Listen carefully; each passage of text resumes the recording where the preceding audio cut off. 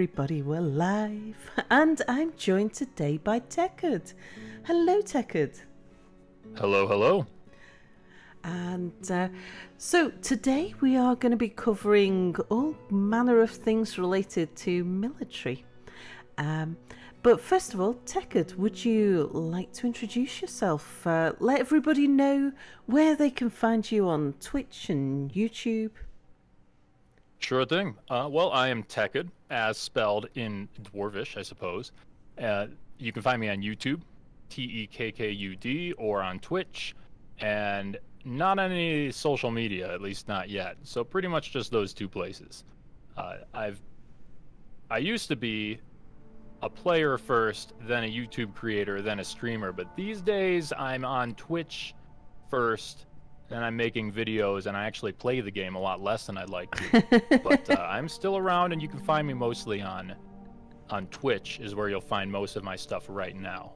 I know that feeling. I hardly ever get to play a game unless I'm live. Mm-hmm.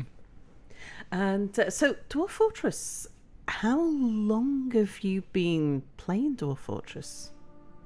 Well, at least 4 years. I want to say over 5 years. I know I was playing it before I moved states, and that was 4.5 years ago. So probably 5 to 6 years now I've been playing. And since I started, I'd say I've racked up quite a few hours in the game. Yeah. So I didn't start playing and then put it down for like 2 years and come back. I've pretty much been playing it somewhat consistently the entire time. And do you remember what got you into Dwarf Fortress in the first place? I can't remember the order of operations exactly, but I believe I discovered RimWorld through a friend first. Then I discovered Dwarf Fortress actually because it was on a list of good games that were in my operating systems repository, because I don't use the Microsoft operating system, so I have a software repository, and it has some games in it, and Dwarf Fortress was in there, and I was like, oh, well, everyone says this one's good.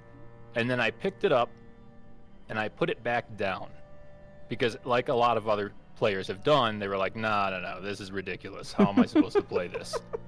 And then I believe I saw a review on YouTube, and I think that's the last bit of encouragement I needed to come back to the game.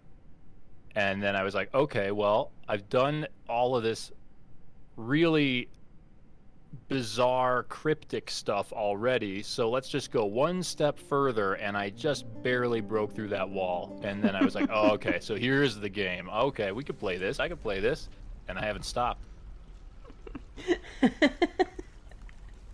Yeah, I think the Steam version, the premium version, I think has helped rather a lot with the barrier of entry. Getting into Dwarf Fortress back in the days where even just getting the game, finding the game, would take a tutorial. Yeah, exactly. Like I said, I honestly found it on accident because I was looking for just games in a certain software repository. Yeah. And that's when I discovered it. I had no idea that there was even a such thing as Dwarf Fortress, nor was I looking for that. You just accidentally tripped across it, and then your life was changed. Yep, that was it. Oh, right. Okay. So, we are looking at your fortress right now. And excellent. Well, sort of. I think we're going to be spending a lot of time in your fortress today. So I think we should probably start off with a fortress tour, if you wouldn't mind. Sure. I've got you pulled up to the entrance of the fort right now. This is actually, this was the fortress. If any of my regular viewers are in here, they'll recognize this from just one stream. Some of this was put up while I wasn't live, but this is a staging fortress that I have built. I always build a little staging fortress before I go carving out the fortress proper. So there was a little bit of everything in here, and it sustained like 50 dwarves indefinitely. But, this isn't a real fortress. But that's kind of... You're going to see a fortress in transition. We're still moving in.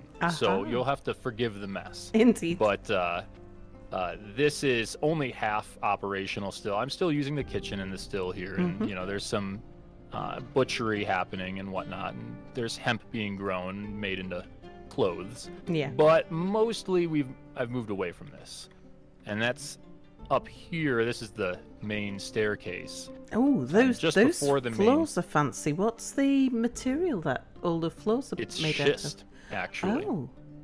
I was surprised. I first saw it and I was like, why is schist a dark red coming from, before premium? Yeah.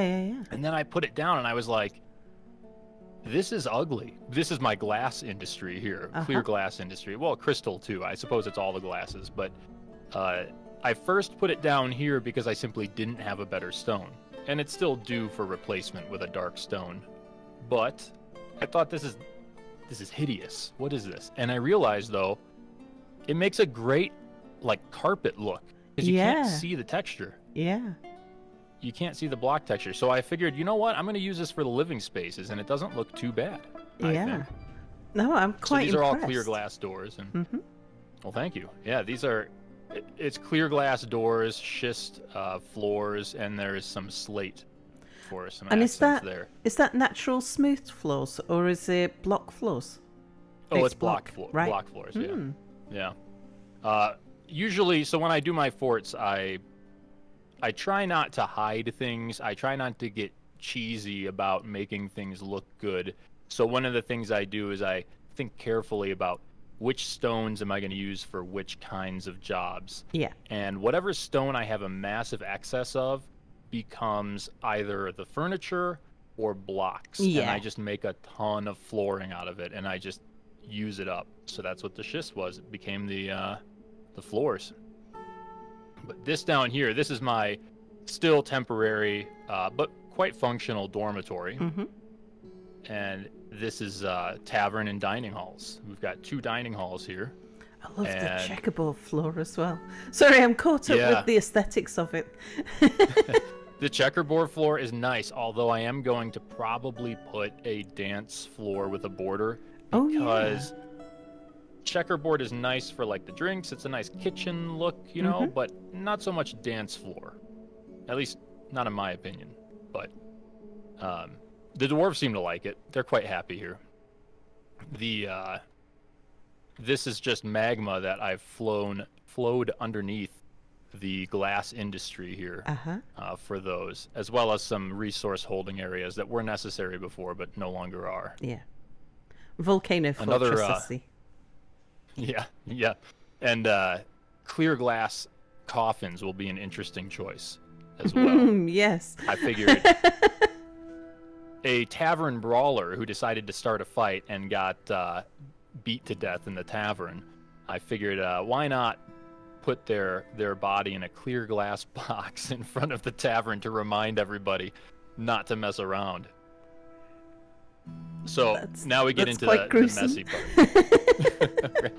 Well, I couldn't think of a more fancy way to bury dwarves, but eventually I'll probably put them in clear glass in a room that I'll flood with magma, perhaps, and just have them forever entombed with Armok.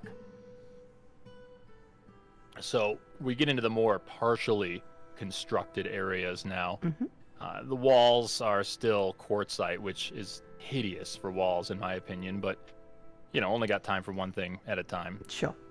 This is all industry on this floor. We've got this is a steel industry, which I could spend 2 hours describing my thought process behind it, but just the gist of it is it's an automated steel industry that is going to take various ores and smelt them. So if I were to make something out of steel, the dwarves will automatically work through the entire process of replacing that steel to refill my quota for steel bars, which I believe is 60 steel bars to keep on hand. Anyway, that's just some logistical talk. This is the less interesting metals, or more interesting, depending on what you're building. Some of them are interesting, like platinum. Metal industry, melting on the bottom, smelting on the top.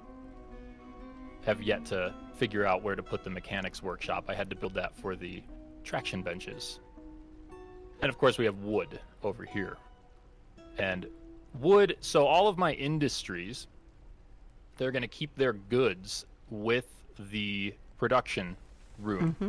So here's my resources. And now if I were doing this for myself and not for video production, this is actually going to be it's a tutorial fortress. This is Cinder Lessons of founded by the Quills of Autonomy. If it weren't going to be for my tutorials, I would probably do this in a vertical orientation with the logs above or below the workshops. Uh-huh. But it's much easier to explain things this way in a visual format. Sure. So this is how it is. Will and you be this is the putting goods. Will you be putting your tutorials up on YouTube? Yes, I will. So I'm working on one right now. The thing is, I delayed myself pretty massively on taking off post-premium on YouTube because I made the choice to make a general beginner's tutorial series, Uh-huh. which is the hardest thing to make for Dwarf Fortress. Indeed. By a long shot. And I've got a day job, so this is taking some time. This is taking some time. Once you've published on YouTube, send me a link, and whenever that is, I'll put a link to your tutorial series in the VOD for this stream that'll go up on the Kit Fox Games YouTube, because I can always go back in and edit it in however many months' time and link the tutorial series. So if you're watching this, people in the future, if there's a link in chat to Tekkud's tutorial series, then you know it's published. If it's not there yet, then it'll be there in the future. Yep. And hopefully the idea is it'll be immortal. I'm trying to make it comprehensive and well scripted, so there won't be any confusion, and it's going to be something that hopefully people can learn from forever for the rest of Dwarf Fortress's existence, not just for this version. Yeah. So one more floor down, and even less is finished, but this is I guess I put a jail together because my captain of the guard was upset about not having a jail, so I threw that together. More magma channeling, just to get those industries running. The hospital down here is pretty cool. If I unpause it, you can see the floor shimmer. This is my new favorite hospital design. It changes a little bit each fort, but it's pretty much the blue cross with the shimmery floor because there's water underneath. Oh, wow. That's how... I was like, how? Yep, it's clear glass and water. That's all it is. That's fancy. Yeah, I had to do a little math to figure out how to get the exact half and half of 2s and 3s here to make sure it shimmered as much as possible. Yeah. Over here, this is going to be relevant to today's stream. These are my barracks. A little bit of high-intensity training for the dwarves in here. Mm-hmm. It's all lead and pig iron construction. And, of course, there's the magma underneath with some chestnut log floors. Because who wants to fight and practice on hard stone, Yeah. It's uncomfortable. Indeed. I think just one more level. We got some blank space in there. This is just for future stuff. I don't know exactly what I'm going to put in there yet. And this is more my rock and jewels floor. Yeah. Sort of, I guess this is pretty much done. It's sized for final, for the final fortress design. But there's a lot more to go into this floor still. And this is going to be all of the different rocks. There are some types that have their own stockpiles, sized according to how much of them I think I'm going to use. So quartzite I'm just trying to churn through. I'm not going to use that for anything. The slate, on the other hand, I do make some floor tiles, blocks and stuff out of it. Gabbro is going to be probably a lot of furniture. You can see some bedrooms that I've been failing to describe. Some bedrooms on each floor. They house the relevant dwarves to that industry. So this is going to have our stoner rooms. That's because they work on stone. Sorry, Kit Fox, if that's No, it's some fine. sort of terms of service there. Anyway, so I'm putting a lot of gabbro furniture in there just because I have a lot of gabbro, and that's another way to go through a lot of stone. And then again, here's the goods in the center. A mechanic's workshop for stone mechanisms. And then just jewelry here. And I think that is pretty much the developed fortress so far. This is a little holding area for the mine, because the mine is far away. I made my fortress up here on the map, and then I realized the only place with sedimentary stone was all the way over here, which is pretty far. So I made a holding area to help kind of pre-haul some of these ores. Yeah. Because all of the metal ores are over here. There's cassiterite, there's sphalerite, there's limonite, and galena as well. Although galena I can get in my little cavern area. Speaking of which, back to the holding area here. Just heading down a little bit more, and by a little bit I mean like 20 levels or something. I have a cavern claim that I made. And this was a pretty convenient cavern claim. This was a ceiling before. About half of this was already a ceiling, so it was only one level for half of it. I actually channeled it out in hopes that some of these trees would grow on this level. And this is, believe it or not, all of this was established in the last hour. This is the stuff I had to put together because I forgot, you know, if I'm going to be making military uniforms today and we're going to be exploring, equipping a military, I need to make stuff for them to equip. So I made a little leatherworks, I made a tannery, some silk, you know, production lines here. So this is all functional. And I also put up these food and drink industries because the fortress with a population of 102 slightly outgrew my 8 tiles of farm on the surface. Yeah. So that's currently that's Cinder Lessons. Now it has a long way to go, being that it will eventually be the subject of tutorial videos. It will be featuring many industries that are on par with the glass industry, for example, that I have, and the steel industry that you saw before. This is kind of the standard of development and architecture and management that the whole fortress will be moved to. And it goes even deeper than just the look of it. Like, I have workflows that I've controlled with burrows, because if you haven't noticed, now with premium, you can limit workshops. So this button doesn't only apply to the dwarves that are in the burrow. It applies to the workshops, regardless of who's in the burrow. So there's no one in these burrows. But the workshops on the left will only use resources on the left. So it shortens hauling time, because no dwarf here is going to come all the way over here to get their potash, or pearl ash, rather. They're going to go right here every time. Now, I could link the stockpiles, sure, but then I double my stockpiles, and then, you know, they might put it in one stockpile, not the other. It's just, I'm trying new things with the burrows. So yeah, that's it. It's a work in progress so far, but it's coming along quite nicely. We have one grumpy dwarf. Recent development, actually, but until the last few hours of gameplay on this fort, there were no particularly grumpy dwarves. That's probably because my food ran out, to be honest. Probably had to eat a mouse or something and got mad about it.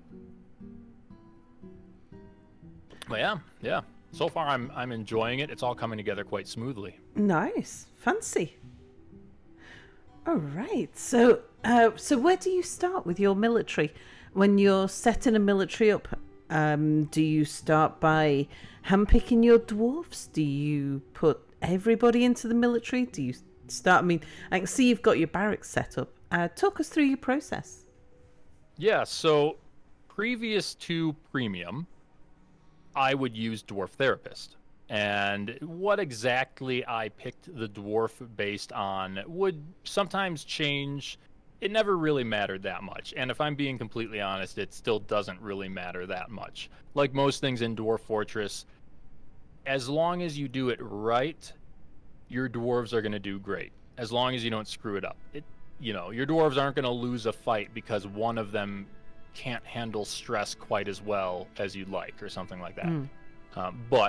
So in the past, I maybe did by the size of the dwarf just to see what would happen, or I would just go by bravery, because bravery is a personality trait that is pertinent right out of the gate. Like, the first fight they enter, you're going to want them to be pretty brave.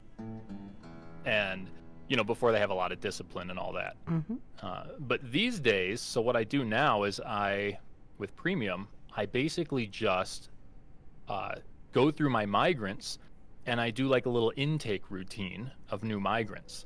So if new migrants show up, I'll head over to the unit screen. I'm like, oh, well, maybe this says new arrival here. Take a look at their personality. Is there anything here that says they would be a terrible military candidate? No? Okay, well then, is there any skill that demands they be something else? Not really. Wood burner? I mean, how important is that? In my fort it is, but let's say it wasn't. Yeah. Okay, into the military you go. There's nothing standing out that says you really shouldn't be in the military. Then I'll put you in it as long as I need. What kind of things do you look for in terms of stand out, reject from the military? I know what I would choose to say, yeah, you shouldn't be on the front lines, but I'm curious what you would choose, or some of the examples. I guess, well, this is a child, but I have them marked as a future performer, so I must have either found a good reason for them to be a performer, or I found no reason for them to be a military dwarf. So in this case, this is an example of a dwarf that just has good other skills. They're just more useful somewhere else. Yeah. Competent in 3 different, rusty, but a child. Sure. Confident in 3 different performance arts with all of these knowledges. Oh, wow. Like, I'm not putting this dwarf in the military. This dwarf is going in the tavern as soon as they're old enough to perform. I'm not sure. Let's look at Zahn here. Maybe Zahn never becomes angry. Sometimes you'll see...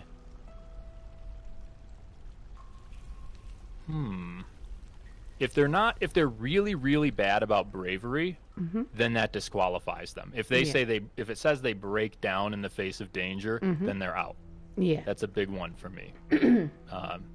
Also, values. So when you go into a dwarf's values, you could skip all this gray text. It's a very, very convenient description, because you can go straight to the blue text and see commerce and trade. Doesn't really value merrymaking. So if this said doesn't value martial arts, or despises, has a great distaste for martial prowess, then that kicks them out too. No military for them. And then the opposite is true as well for the same sort of, for the same exact sort of information, but just the opposite. If it says that they have a great respect for military prowess, then in they go. Yeah. And of course, you can look at these.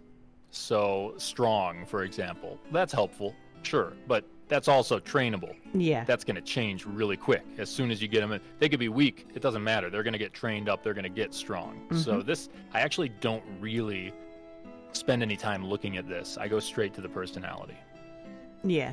Yeah, me too. So when I'm putting together my sort of crack squad, my frontline squads, I look for 4 particular characteristics. Their bravery, because their bravery, and if they're particularly brave, then that will also impact the rate at which their stress increases, as well as whether or not they will run away from a fight. Okay.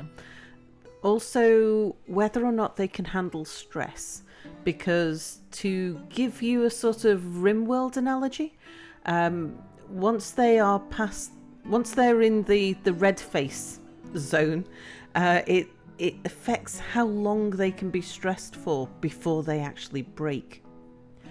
and then their calmness or anxiety. So a dwarf that has a calm demeanor will dissipate stress quickly, whereas a dwarf that is anxious will dissipate stress slowly.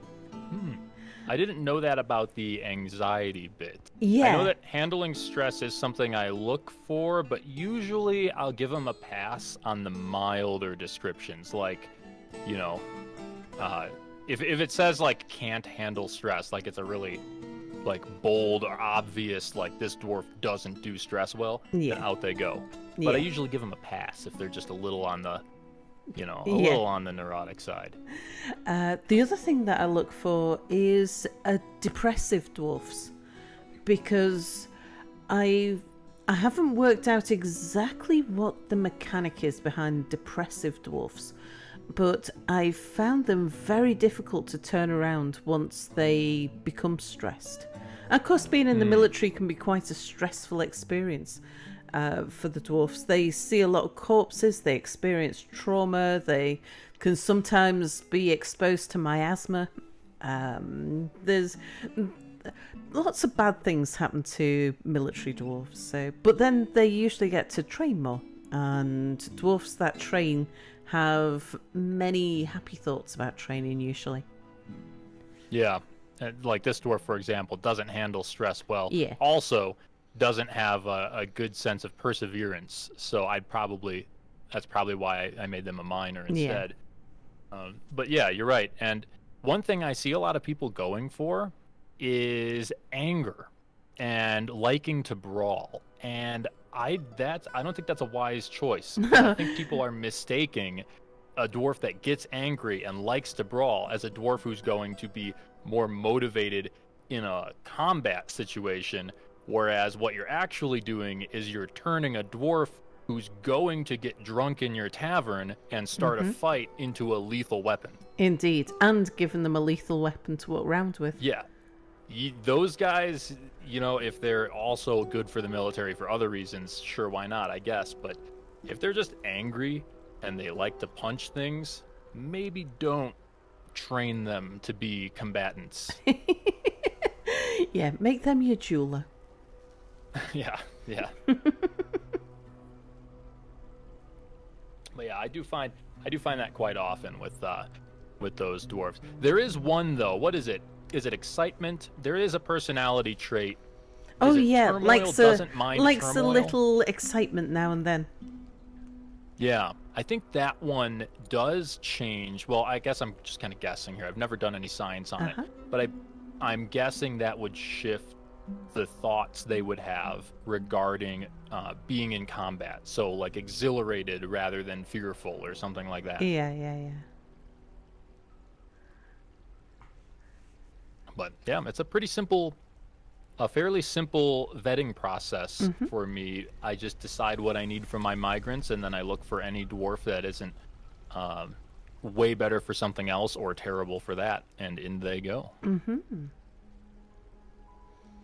Okay, so once in your military, so you only put squads together that you are intending to train for battle, is that right? Yes, at the moment. Yeah. If a fortress goes on long enough and dwarves have enough downtime and they start to get unhappy about never training a martial art, then I would certainly consider putting all of the dwarves, any dwarf that has any kind of desire for martial prowess, into a squad just for 1 month a season or even less, a couple months a year, just to get that out of their system. Yeah. Usually my forts are busy all the way up until they're over, so I don't really have time to let them go running around swinging, sticks at each other. But that is not a bad idea to do. So I do that. I put all of my dwarfs into the military. They all get 1 month of military training in the year. And I pick the winter season to do that. I split up the military training season so that everybody gets one of the 3 months of winter, because there isn't as much farming, you don't get traders coming, you don't get migrant waves, so it's a much quieter time. I close the doors and batten down the hatches, and I have my fortress run on 2/3 of staff, while the other third trains. That's a good time for it too. Wintertime, nothing's going on. Yeah. It does mean It's if like the dwarven solstice. Yeah, if there's something that I want doing, it does mean everything slows down during winter, because a third of my people are doing nothing or are doing nothing productive. It's like a vacation for them. They love even the ones who don't like military training or don't have any regard for military prowess still get happy thoughts from sparring and watching demonstrations and improving their military skills. You can get multiple happy thought buffs from military training.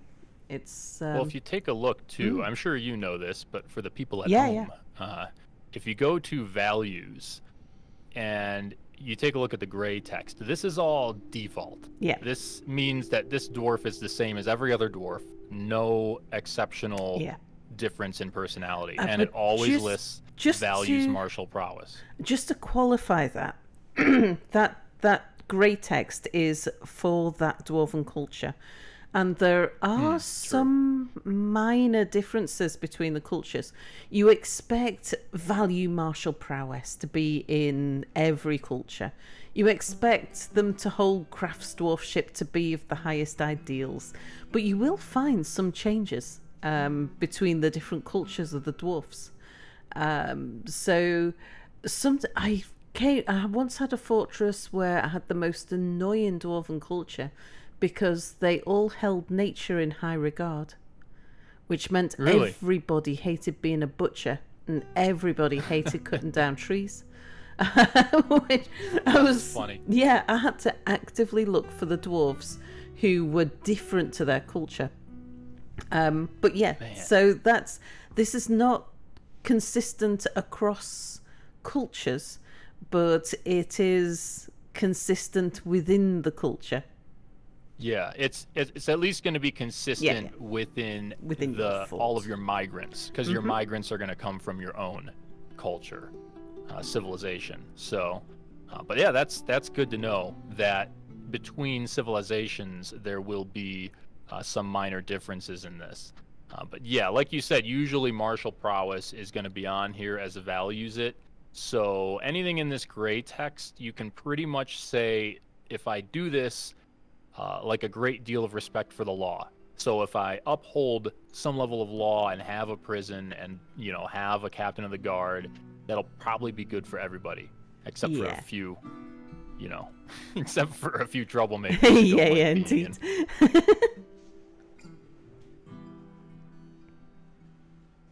But yeah, what was I going to say? Oh yeah, scheduling dwarves to do military activities on a fairly regular basis is definitely a huge boon to a fort. And if you can afford the downtime, it is a good recreational activity to just have them spar. It's similar to worshiping and dancing and stuff. It's just kind of something that is going to help everybody's moods. So let's have a look at your barracks, if you don't mind, because my barracks tend to be just an empty hole in the ground kind of thing. I don't put stuff in my barracks, whereas I see you do. Well, I have actually not done a lot of science on the new armor stands and weapon racks actually working. So this is sort of a scientific setup where I have these silver armor stands and weapon racks just to see if I really need 10 for a squad of 10. Is each rack going to hold exactly one set of armor? Normally, a training barracks for me would be exclusively a training barracks, and then if I wanted them to store equipment, like this here is going to be a barracks for sleeping and for storing equipment. Yeah. It would go in a different room.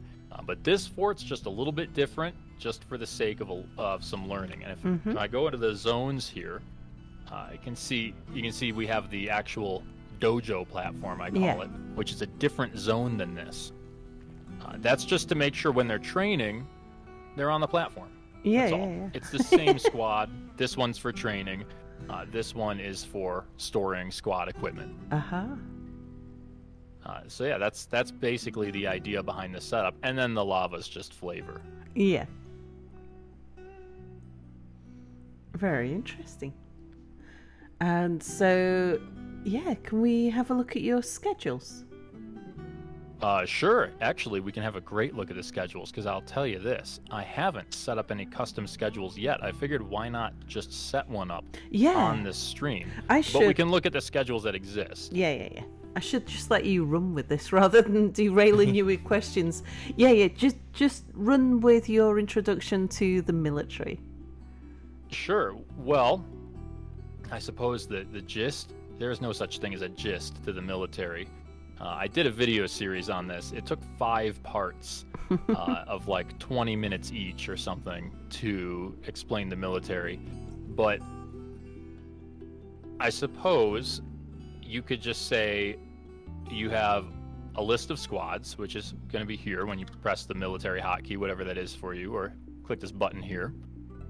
And each squad is going to have a leader, with the militia commander being the leader of all of the leaders. So you actually don't really control your military. For all intents and purposes, as a player, you have absolute control over who's in your military and all that. But you do have to keep in mind that without a militia commander, you can't make more squads, because technically the militia commander is making the squads. You're just asking nicely, and they're doing it.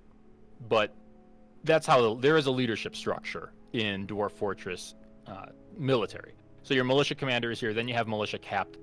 And I could even assign new captains from the nobles screen here. I could make a new captain out of Medtab. And now there's no squad associated, but if I were to say make a squad, it says captain of the guards squad, vacant position. Oh, no, this one here. New militia captain squad appointed. Oh, does this not work like it did before? Nope, well, I guess well, never mind. Don't quote me on that, because apparently that doesn't actually do anything when you appoint them in the noble screen. Did I accidentally just overwrite this one with MedTop? Nope. Interesting. So don't worry about doing anything through the noble screen. Forget everything I said about that, because I think it might be either bugged or I'm not understanding it, because I don't usually do it that way anyway. Sure. If I'm being completely honest. Neither. But it is a thing to consider that your military in Dwarf Fortress does have a rank structure to it. It doesn't really mean too much for you as the player, but it's fun. Anyway, then you got the military menu here, and this is listing your squads. And this is, in my opinion, the military menu is in need of being more intuitive and self-descriptive of what's going on. Because it is smaller, which is nice compared to the old menu, but it's not really telling you what this stuff is. But I'll tell you. These are my 2 squads. Now, if I click on one of the dwarf faces, it takes me to the units of that squad. You can consider it like a drop-down menu. Basically, it's just dropping down to those dwarves. If I were to click on this squad, I get some options. So let's say I want to have this squad attack something. Well, I can't. I guess move here. So I want the squad to move there. Well, if I click the drop-down menu, let me confirm that real quick. I think it'd be better. Oh, it is confirmed. Okay, so if I click the drop-down menu, I can actually just have these 4 guys go there instead. Just the 4 of them. And these 4, well, not you guys. These 4, you can go somewhere else. So it's kind of like a drop-down menu, where this is your parent menu. You're selecting whole squads at a time, and that's kind of what that's kind of how you're going to do things most of the time, because typically you want the whole squad to go to the same place. I didn't realize you could split your squad in 2 like that and give different people different orders. And it's very useful because I've done this before with webbing forgotten beasts Yeah. and stuff. If you're really desperate and you have, say, a forgotten beast in the caverns somewhere, and it's, you know, it's this chicken, I guess. This chicken is a Sure. web-slinging forgotten beast. It can be best if that chicken is going to come attack you at this door here to have had your dwarves positioned here and here, Yeah. as well as maybe here if you could afford it. Yeah, because yeah, what that beast is going to do is it's going to run towards a couple of your dwarves, probably kill them, let's be honest. But your other dwarves are going to get shots at its backside while it's facing and slinging webs the other way. That was And so exactly what I was thinking. Yeah, you can surround the Yep. enemy. that gives you an opportunity, because with your webbing beasts, the only chance you have of killing it is getting as many hits in as possible before it webs you, because then you're dead. So you want your dwarves to be in a ring around it, so it can only web a few at a time. So it is useful. It's not often useful to split your dwarves up like this, but there are moments. There are always moments. Let's not have them do anything. If I go back to squad, so I do have some orders. So this is what I mean by it's like a drop-down menu. There are some orders that are here, but if I select the whole squad and I hit nothing, that's basically as if I had selected every dwarf. And now I removed all their orders. So that's kind of how this menu works. And this is just a drop-down of the other squad, and there's some positions that aren't filled. And this is fairly... Well, these three here, I guess, is what we're going to get into. These are the more specific orders than just move and attack. But before I get into those, let's really drive home how this menu works. If I were to click this squad, and then I click equipment down here, now we can see the equipment for each of the individual dwarves, an overview at least of what they do and don't have. So we can see I have started in that new caverns development. I started some production of leather caps, leather trousers, basically middle layer armor to go underneath their steel. So just some leather to kind of help. You know, no one wants to wear plate armor just on their skin, right? Sure. So I just gave them some leather, and then I gave them silk loincloths, because who wants to go into a fight without their lucky silk undies? Not me. So you can see a general overview. If you go into the details of one dwarf, this is the exact uniform, and it's quite extensive, this one. You can see I have, you know, for example, what they're wearing on their chest is a steel breastplate, over a steel mail shirt, over a leather vest, over a hemp tunic. So that's a complete... I'm pretty sure, actually, this is literally a complete medieval era armor set. It just has different names. You know, you have a linen shirt under a gambeson, I think it's called, think so, under yeah. chainmail or breastplate. In this case, both, because they're dwarves. So the uniform's quite extensive, and I made it, and it's saved and all that, and I'll show that in a second. But if we go back, check this out. Back to the whole drop-down theory. This is still the uniform menu. It's still open. I haven't closed it. I just opened this drop-down to go to the individual dwarves. And when you click on them, you just add them to the uniforms that you're currently working on. So this is the same now as if I had selected the whole squad here. It's the same thing. But if I say want to apply a uniform to 4 of my dwarves, assign uniform, and I want it to be assigned to these 4 dwarves, then that's how I can do it. I can do the drop down first, pick the 4. Now I'm editing them and no one else. So that's an important thing to know about how the menu works, I think. And then from there, you can actually do the editing of the uniforms. And in this case, what I could do right now, let's not do it to the first squad. Let's go to the axes. I could assign a uniform. Now, this is going to assign the uniform to all selected dwarves. And because I'm using the parent selection of the entire squad, it will apply to all of them. I'm just going to click no uniform. So now they have nothing. And that's pretty simple there. If I go to add uniform, I can make a uniform. And let's see, actually, this is something I'm not 100% sure. So let's say I just want them to wear a cloak. That's good enough, right? They'll go 300 Spartan style. Are they capes, I guess? Do we have capes? We don't have capes. All right. Well, we do. They're 4 and whatever. We'll see if we can find some. So this is a new uniform, and we're just going to call it 300. If I confirm and save, it doesn't automatically apply it. It's something I actually didn't know till right now. But then I can go to assign, and I can apply it. There we go. They all now have the cape. If we go to the details, I guess I should explain. I click the details. Whoops. For each dwarf, you can see the 300 here under their names, and the details will be the same for everyone. And that's how you can make a uniform. You can also edit a uniform, but this is another area where this menu needs work, I think. To edit a uniform, you have no choice but to go into one of the dwarf's details, unless you know of a different way. No, I don't. So let's say I wanted to make my 300 uniform have a giant grizzly bear leather cape instead, because hell yeah, right? So we'll go, well, I don't want to search all the way down there for that, but let's say albatross leather instead. Sure. So I've edited this one dwarf's uniform. To save it, unfortunately, what I have to do is maybe I'll make this 301, then confirm and save uniform. Now, it only changed it for this dwarf, but I saved the uniform. So if we go back up to assign, here it is on my list.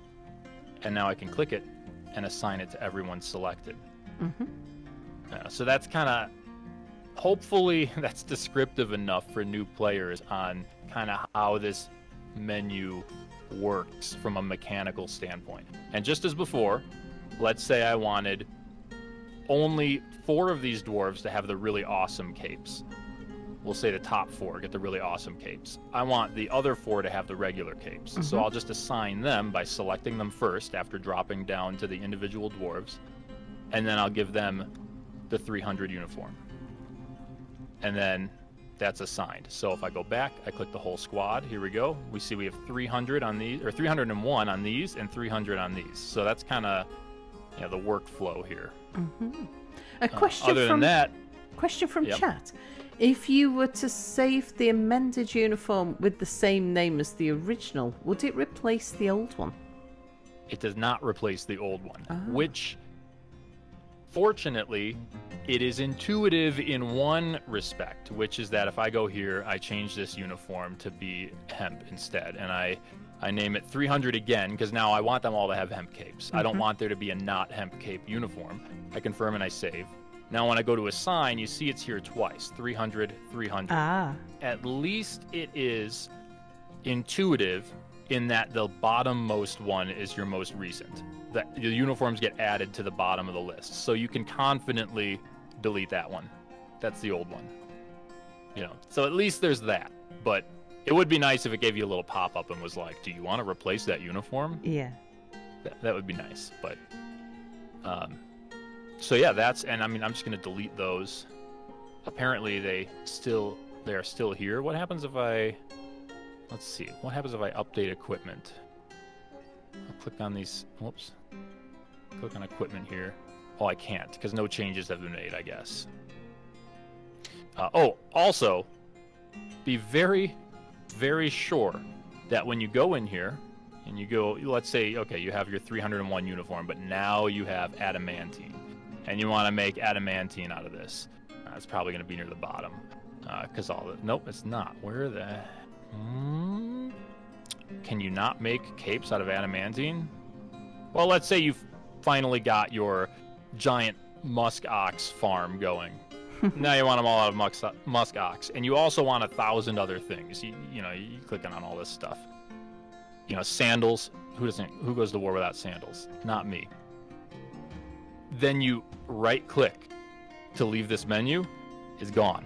Yeah. You gotta hit confirm. You have to hit confirm. If you don't hit, I do this all the time. If you didn't hit confirm, you just wiped everything that you set up. So make sure you hit confirm. Material, hemp, confirm. Now this has a custom, Ustuth here has a custom uniform with a sweet hemp cape. So that's just that's kind of how this menu works. I guess uniforms is just the best example of how to use the menu, because you kind of get to go through all that. Other than that, there's schedules. That's another kind of big part of the menu. And just before we move away from equipment, have you found any way to control whether or not they take a backpack, and if they do, whether or not they put food in it? No. And I did look for, I looked around, though I can't say I literally scoured every single thing, every single menu possible, but I'm pretty sure I looked in all the places. Yeah. I can't see anything. Same with water skin. What you can do is you can just not have backpacks or something like that. That's actually kind of how I control things in my forts.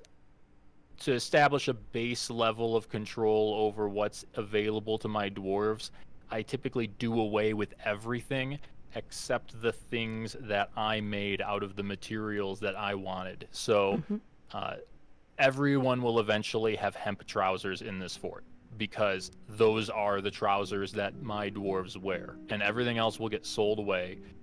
Just because then when it comes to something like this, like a military uniform, or you see some clothing lying around and it's disintegrating and you don't know why, it just makes it easier to understand what's wrong, or control the situation. So with backpacks, for example, just get rid of all the backpacks and don't have any, and then it's just easier to not have to worry about it so much. But I guess we'll probably end up back into uniforms again, because I am going to describe the logic behind my uniforms that I picked, because they were, as you saw, quite extensive, and some of them are custom. So some of these are stream chat dwarves here, like Spider Venom here has a steel short sword instead of a spear, and Regoth here has an artifact shield, which is something you can do. But I don't want to dwell on uniforms too long all at once, because I could start going through all of this. Sure. And we'd be here for hours. So if we want to come back to uniforms, we can. Really, with a military, the two things you do as player for your military is you equip them, and then you schedule them, which I guess makes perfect sense. Those are the names of these buttons. So once your dwarves have a uniform, and we'll make a uniform, but once they have that uniform, then you can tell them what to do. And right now, my squads both are being told to be ready, which is basically armed and armored and sleeping only on need, which is kind of asking a lot, honestly, for dwarves that aren't in combat, but not actually training. They're not actually doing it. They're doing work like all the other dwarves, but they are equipped at all times. Which is important if your dwarves have a uniform that replaces clothing, and you don't want them taking it off and putting on clothes and back and forth all the time. This is really better than off-duty for that. It's just that they'll get tired before they sleep, and it might make them grouchy, but I still prefer it. Yeah. These four are your default schedules. They're, I guess, called routines in this menu. Which it's weird. They call it routines here, they call it schedule here, and they call it schedule here, but okay. So you can consider your schedules, or your routines rather, to be sort of protocols, like instruction sets. Well, no, actually that's what these cells are, never mind. But the routines are sort of like situations. Not instructions exactly for the dwarves. That's what's written into this. But these columns are situations. So off-duty is one situation that your squad can be in. So the Bronze Guard might be in an off-duty sort of circumstance. Or maybe it's in a staggered training, which is just like, you want them to be on a training routine or a training schedule, but you don't want them training all the time, which is what this would be for, constant training. Or ready, which is like, be ready for threats, always be armed. And you can add more, and we might add another one. But just think of these columns as situations that may be arising in your fort. And you can have one squad off duty while the other is ready or constantly training, just by clicking on these boxes. Now, what's in these boxes is the real interesting stuff. And it gets pretty deep. So I guess brace yourself if you've never seen a Dwarf Fortress military squad schedule prior to premium or now. So in the off-duty circumstance, that's more of a circumstance, the Bronze Guard's schedule is this, which, again, doesn't really seem to say much to the player. So it's just this. That's what the military menus. I think that's their weakness. Is they're not really saying much. But what it is saying is there's nothing. There's no there's editing routine off duty. Equip. Well, it does say two things. It says equip on orders only. So don't wear your armor if you don't have orders, and also sleep in your room at will. So sleep not in the barracks, but in a bedroom and whenever you want. So those are kind of the orders that this squad is given when off duty. If we go to, let's say, staggered training, that's going to get a little more complicated. You can amend those as well. You can change them. And Yeah. I'm actually going to change staggered training, I think. Why am I getting clear? Whoops. You'd need to right-click. expand the list under View Monthly Schedule. Ah, yes, the monthly schedule. Okay. So With it being staggered. this is where it becomes very difficult to explain this grid. Okay, so this is the Bronze Guard.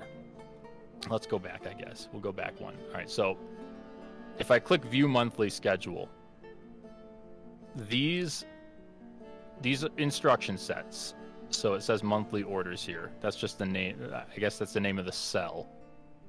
It contains instructions. So if I click on View Monthly Schedule, it's going to expand the Bronze Guard's different instructions. So this is a set of instructions here. These are the months. So as the year progresses, they will go month to month from one order to the next.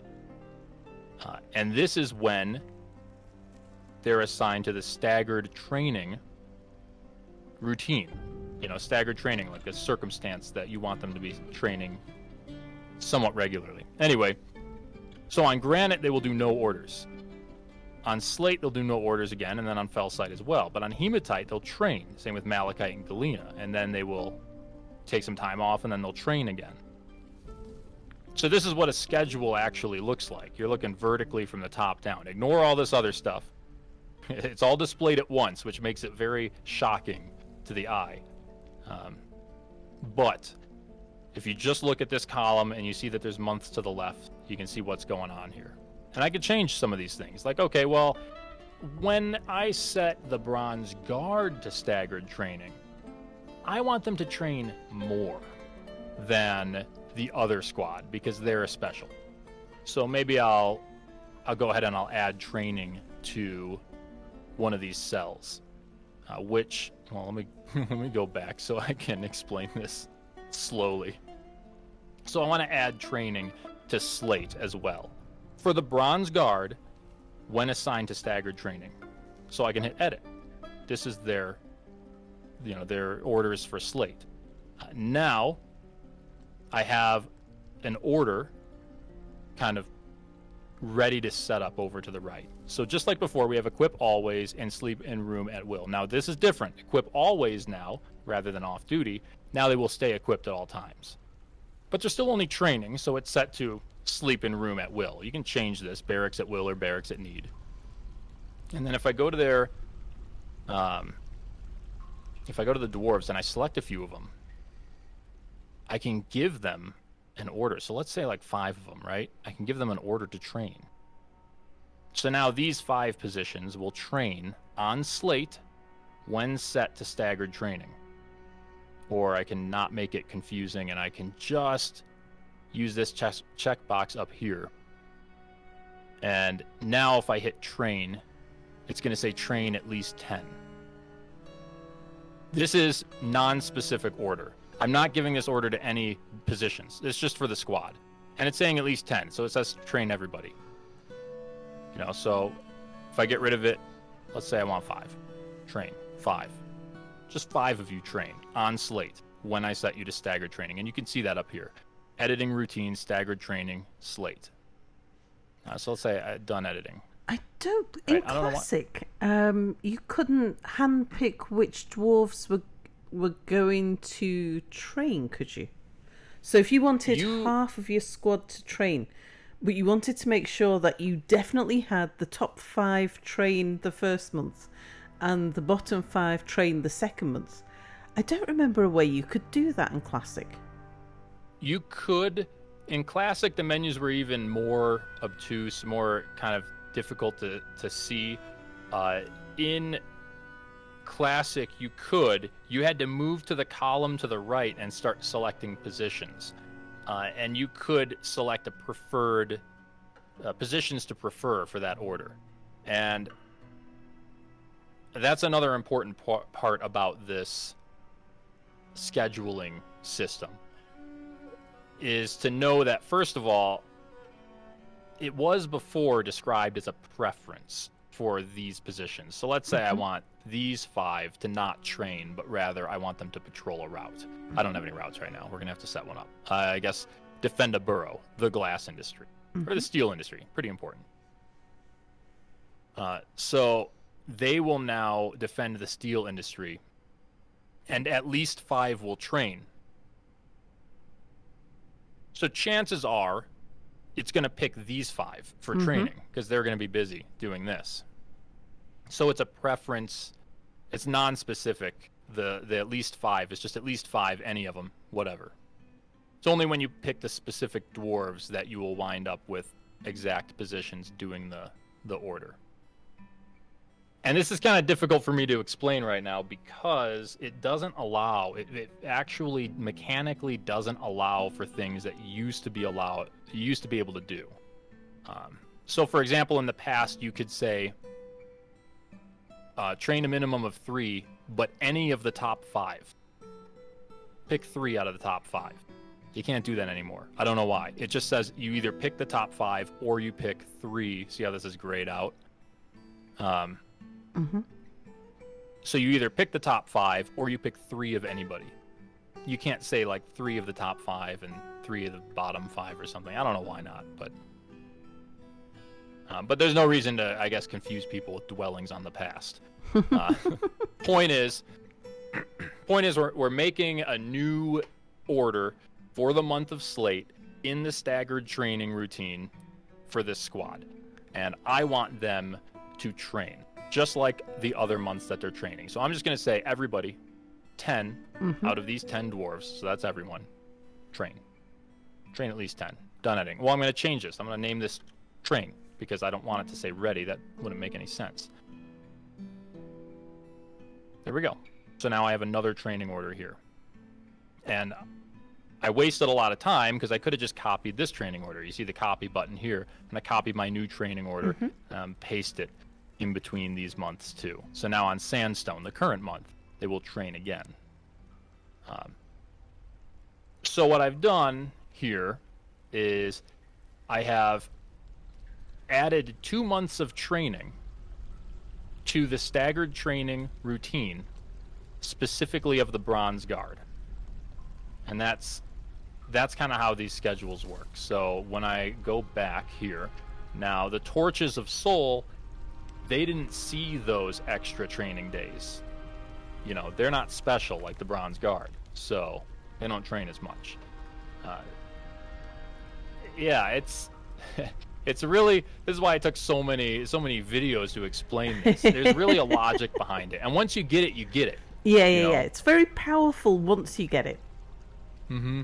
But so this is how you would train. So when you want your military, you're trying to make a military, right? You set up a squad. You do that by first appointing a militia commander, like we were saying before with the nobles. You at least have to appoint your militia commander. Yeah. Then you create your new squad, and you say, you know, I want it to be no uniform. Well, let's say my custom uniform, or just no uniform. We'll make a uniform, and you give it a leader. You can assign your dwarves. I guess I should have explained this. This is pretty easy stuff so far. Once the squad is made, you can click the little dwarf head icon.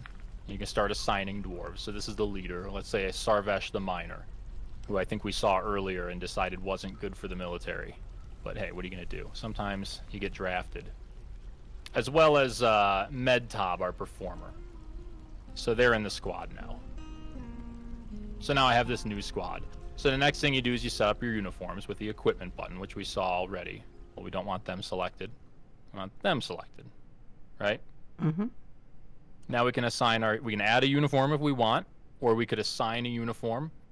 We could maybe assign a uniform and edit the uniform and make this specifically an adamantine handwear, and then confirm. I mean, and then sure, maybe why not? Yeah, right? Now we can edit our uniforms, whatever. We could even edit that uniform and save it as a new uniform and then give them the new one.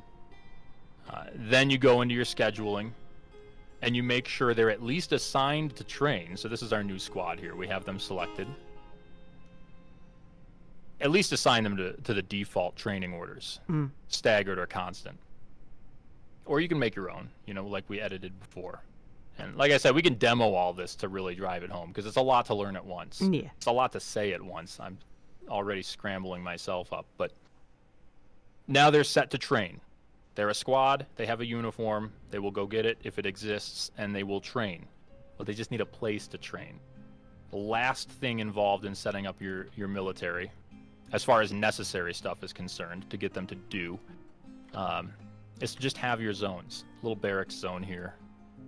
Set up a new barracks. Then in the barracks, we have the zone highlighted right now. You have the options here to set this barracks to be a certain thing, or more than one thing, to a certain squad. So to the Golfs of Inking, this will be a training barracks. And why not, maybe we'll put some beds in there and they'll sleep in the same place. I'd have trouble falling asleep in a training barracks. But Yeah. So now they're constantly training. Are they? Did I set that up right? Let's double check. Schedule here. Yeah, they're constant training. They're set to that barracks, and their uniform is to wear adamantine armor and a bunch of other metal stuff. So they're probably going to steal a bunch of steel armor from my other squads. But what are you going to do? I don't know what they're doing right now, but you should see them show up soon. We can actually... Who's in here? Sarvesh, the miner. I can find him pretty easy. Miner? Oh, he's actually going to be a soldier now. I believe he's going to change. Yep. Militia captain is actually what he is. So if we go and follow, he's picking up equipment. See? So it's working. Mm-hmm. And he'll go get his really expensive equipment I told him to get, and swing this axe around like a total dope, because his military skills are dabbling dodger. I don't know where he's going right. He's picking up more equipment. I guess there's some clothes in here that technically qualify for his uniform. Oh, did he just steal these off of another dwarf? What? Oh, they were on the ground. Okay. So that's how you do it. That's how you military in Dwarf Fortress. You make your squad, you equip your squad in the uniforms menu, and then you schedule your squad, possibly making in both cases, a unique uniform or a unique schedule, depending on what you want out of them. Yeah. So I don't know how much of that was lost on anybody. I guess blow up the chat if I have spun your head around in circles here. I'm going to delete this squad because he does not need to be wearing that expensive armor. Sure. Oh yeah, that red X there, that's to delete your squad, and there's no prompt. So don't press this unless you really know that you're deleting your squad.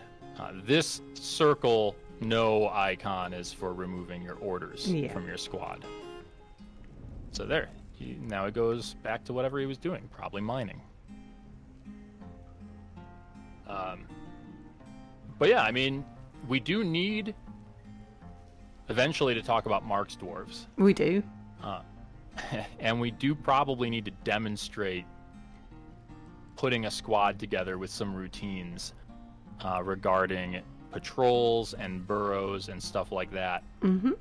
Just because, yeah, it's going to take more than one round of all this to really drive it in, I think. Indeed. But yeah, how complex are you usually getting with your militaries? Well, I usually start, or I aim to start by winter of year 2 to have enough of the basics of my fortress that I can spare a third of the dwarfs to do some training for winter. So I try to get everybody training by winter year 2. And everybody goes in the military. I have everybody with no armor to start with. No armor, no weapons. And I will train them in dodging and wrestling, because I found that and you notice this particularly when you're in adventure mode, that no matter how good the weapon skills of your dwarves are, they will bite and kick and punch and wrestle and then occasionally and occasionally they'll swing a sword or poke things with their spear. So giving them some unarmed combat training is really good, and dodging is so valuable. So what I do is my first 7 dwarfs, I put a spread of points into dodging. I try to give as many of those first 7 at least 1 point in dodging, so that as many as possible have got off the ground. And then I spread some skills about armor wearing, shield use, fighting, kicking, biting, striking, and spread that amongst the dwarfs. And then I get them all to share one barracks. And during that first training season, they will start teaching each other. So whoever's got the skill point in wrestling will start giving a demonstration of their wrestling skills, and will start teaching the other dwarfs how to wrestle. And the one who's got the points in armor wearing will start explaining to the others how to wear their armor lightly. So the higher the armor skill, the faster they can move in their armor. For those who aren't aware of that. And so yeah, they love doing demonstrations, and they love learning from each other.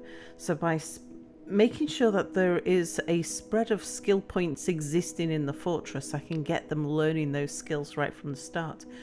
Then I start making armor.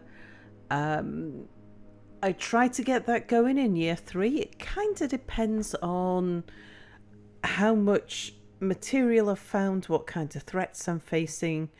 If I can, and if I'm able to just turtle the fortress and I'm not having too much difficulty, then I will wait until I've got steel armor on the go, because I don't want the dwarves to become attached to their bronze armor that I've made. Like you always get copper. Copper, you come across copper easy, or iron. I don't want to make iron armor or copper armor and then have them get attached to it, if possible. I would much rather them wait until there's steel armor, and high quality steel armor, and equip them with good stuff, and just have them unarmed and unarmored until I get to the point where I can give them really good stuff. I give them leather shields, because apart from when they are hitting things with their shields, using shields for defense, it doesn't matter what the shields are made out of. And leather's pretty light, so I give them leather shields so it doesn't weigh them down as much. And yes, they can defend with a leather shield the same as a steel shield, but yeah, if they're going to hit somebody with it, then they're better off with... it'd be blunt force damage, so they'd be better off with a silver shield, but they'd never get anywhere. Yeah, right. It's shields. Yeah, they're like I guess you could think of them as more of a parrying and deflecting item than just taking the brunt of the force. It's not really a material matchup situation. Yeah. The dwarves deflect something with their shield.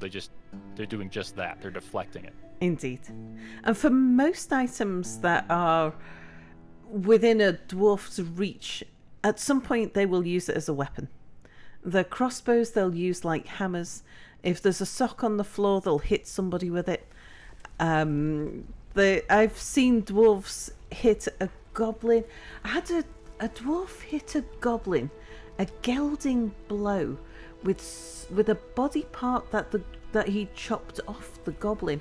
It was something like the goblin's arm, and then hit the goblin with the goblin's own arm, and struck a gelding blow. Those are always fun. Is when you get some really awesome. Yeah. You get some really awesome combat, like little mini stories, these little scenes that you get to read about in combat. I always make a point to read combat on my streams. I'm not sure how entertaining I am to my viewers, but I'm entertaining the heck out of myself. Indeed.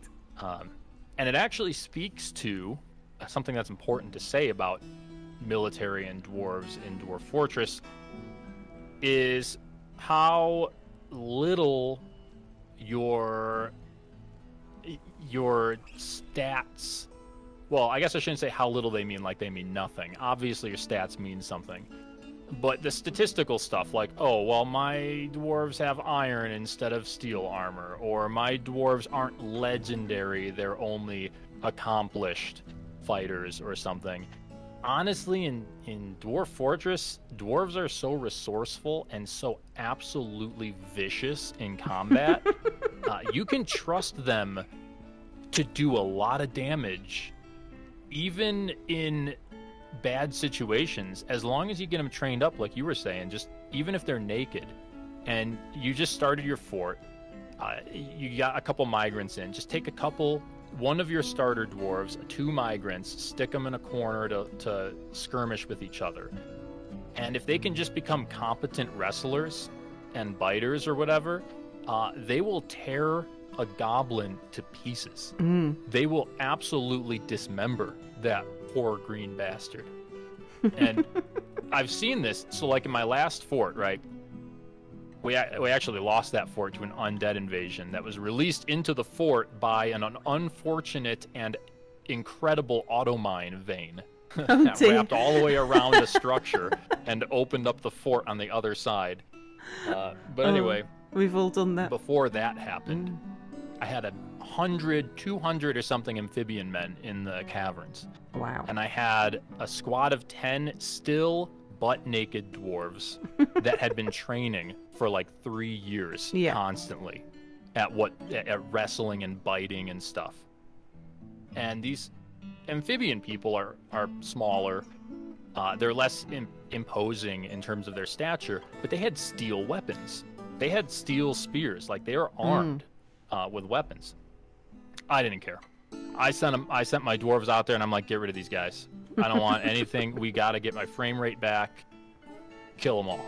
So send them out.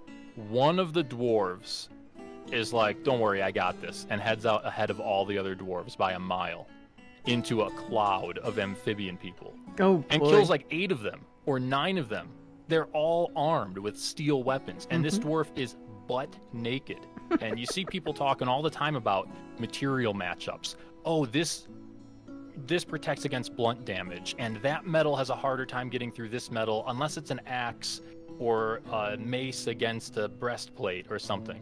There's no worse matchup than a steel spear against your skin. Right? Like that's the worst possible matchup. And this dwarf killed 8 of them before going down. And then the rest of the dwarves go out there, right? And I'm reading some of the combat logs, and one of these dwarves runs up to the shore in the cavern, runs up to this armed amphibian person, dodges a spear thrust, locks its shoulder, collapses its shoulder, grabs it by the neck, and chokes it to death. That's the kind of ferocity we're talking about with dwarves. So if you have a military, and you're wondering, well, maybe I want them a little better equipped. If you're gonna fight like a forgotten beast or something with a shell or something that breathes fire, well, yeah, maybe you're gonna want to kill it in milliseconds before it takes your fort down. Yeah. But if you're fighting like goblins, go for it. Give it a shot. See what your dwarves can do. I bet you they'll surprise you. They do some pretty reckless and gruesome stuff to the enemy, even when they're completely naked. Now, We just actually. I was going to say, you just had some migrants arrive. Do you want to show What a perfect opportunity. your intake process? So sometimes I will, if I'm not, on the clock or anything, I'll sit here and I'll wait in this little intake area. Yeah. For the little new migrant bubbles to show up. But it's easier and faster to just go through here. And it looks like I've got 1, 2, 3, 4, 5, 6 migrants. You can filter that at the top. There's a not there next column along. Here. Yeah, there. That's right. Get all the new arrivals together. Yeah. Well, there we go. So 3 of them are children, unfortunately. But maybe we've got 3 new Marksdwarfs. We'll see if we can't get some Marksdwarfs set up this stream. One of them's a wood burner. I have plenty of that going on already. Adequate, but let's just make sure this dwarf isn't completely worthless as a soldier. Bashful doesn't matter. Can handle stress. That's good. Bravery, I'd like to see more. Assertive to the point of aggression. I'm not sure that's necessarily relevant to combat, but maybe. Values. Doesn't, same martial prowess as everyone else. So this is a okay dwarf. Yeah, I to see. Go in the military. I see only positives and no negatives. So let's go ahead and if you really can't find anything, sometimes you hit the overview and you're like, well, are they strong or something? Recovers quickly. That's cool. So Regoth here can go in, and we'll actually make Regoth the leader. And this is going to be an archer uniform, but we'll probably edit it. We'll just start with the archer uniform. Let's assign the leader here. Now, unfortunately, you kind of just got to scroll through this. The most relevant skills will, I think, well, maybe not. Maybe it doesn't even float those to the top. I'm not sure how these get organized. It wasn't Regoth the artiste. It was a new Regoth. Where are you? Not the doctor. Now I've got 3 Regoths. Great. Woodburner. Here we go. So there we go. Selected a leader for this squad. Now the power structure does exist. We do need a leader in order to assign the other positions. If Regoth dies, I will need to put a new leader back right away. So now we've got more positions to fill, but we don't know if the other dwarves are really good for it yet. Let's take a quick look at them. Obviously, we're not going to deal with the kids here. But there's also a fish cleaner, dish mob. Well, I don't even fish in this fort. It's a pretty easy pick. As long as this dwarf can handle stress.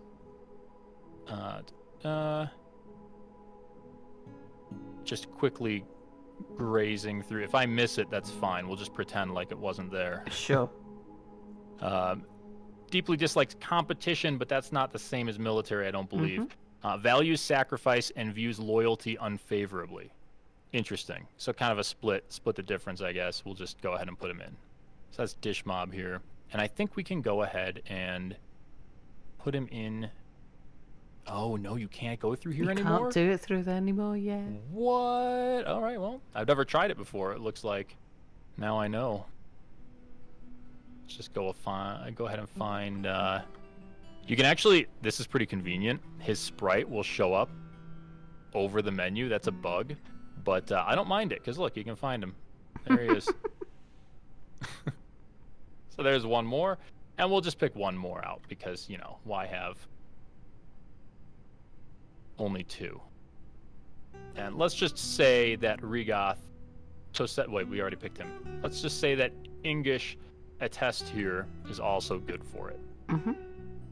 None of this is going to stay saved. So if my viewers are watching, don't worry. This is not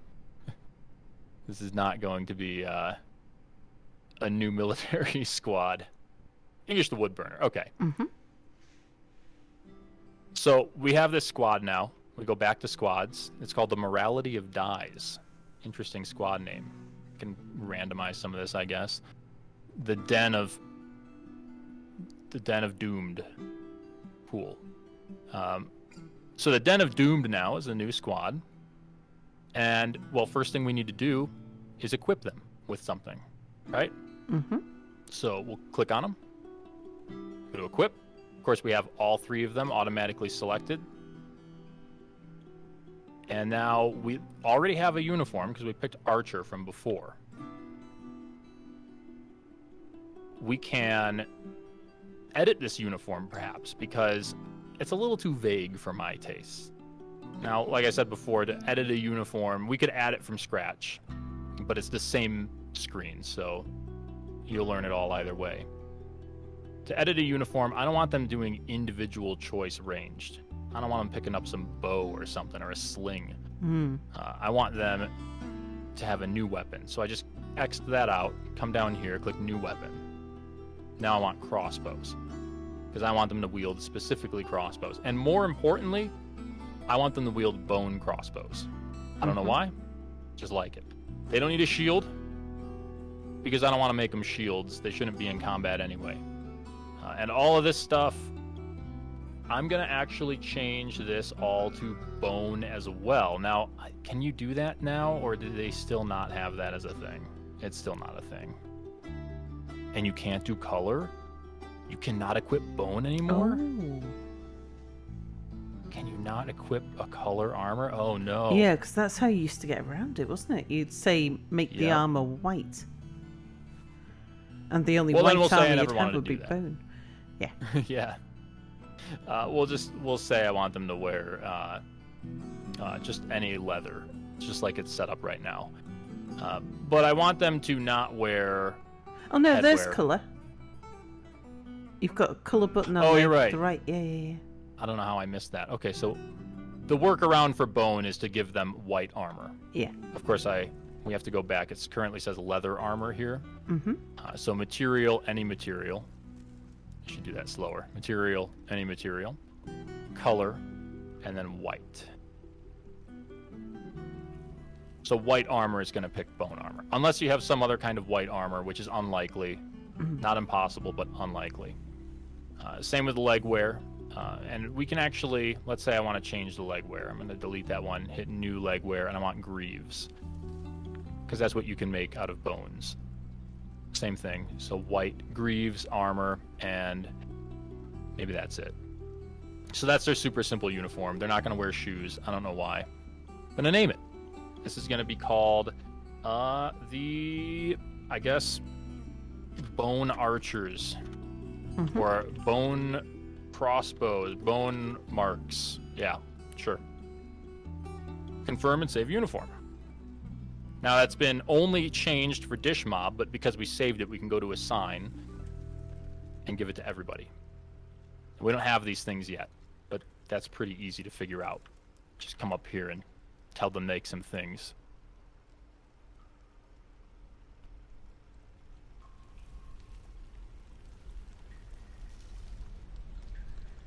So we'll give them some things. This will get made pretty quick because I don't think my Skyver is doing anything else. That's my little work detail name for them.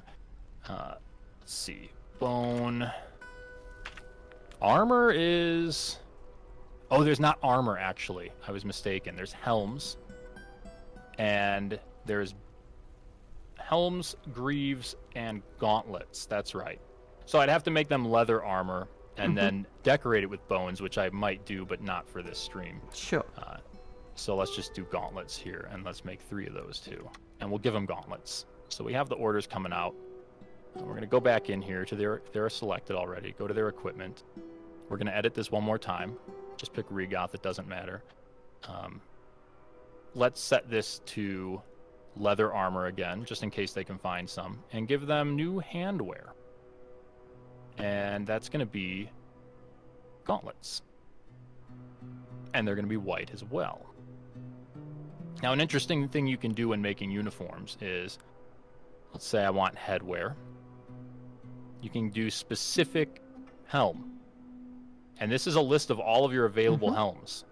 Now, this is important sometimes if you have artifacts. So I could say new shield, specific shield, and give this dwarf Sacrathelbum, which is already assigned to my actual militia commander. So it doesn't, because it used to be unavailable if it was assigned to somebody else. I don't know what happens. Well, I guess I'm not saving anything. Let's click it. Okay, so when I confirm this, we'll see what happens to their uniform. Unless maybe the other dwarf has taken it off. Because that's, once I start getting a lot of masterwork stuff going, I start manually equipping my dwarfs with individual masterwork items. And dishing them out like that. Yeah. We'll see in just a second, because I'm going to go look at that dwarf's uniform and see what happened. So now you got to remember that even though when you hit confirm here, it'll save for this dwarf, and I'll hit confirm. Now it shows the shield and everything. It says that the shield is available, but Regoth has not equipped it yet. That is what the yellow means. If I go to details again, I have to actually save this in order to save those changes into the uniform and then assign it to everyone else. Of course, remember, they get sent to the bottom, so we can get rid of this one. This is our new one. So here we've made the uniform. We've given it to all of the Den of the Doomed Dwarves. And these red icons mean that it simply doesn't exist. The dwarf was unable to find it. Yeah. So nothing has been picked out at all to be picked up.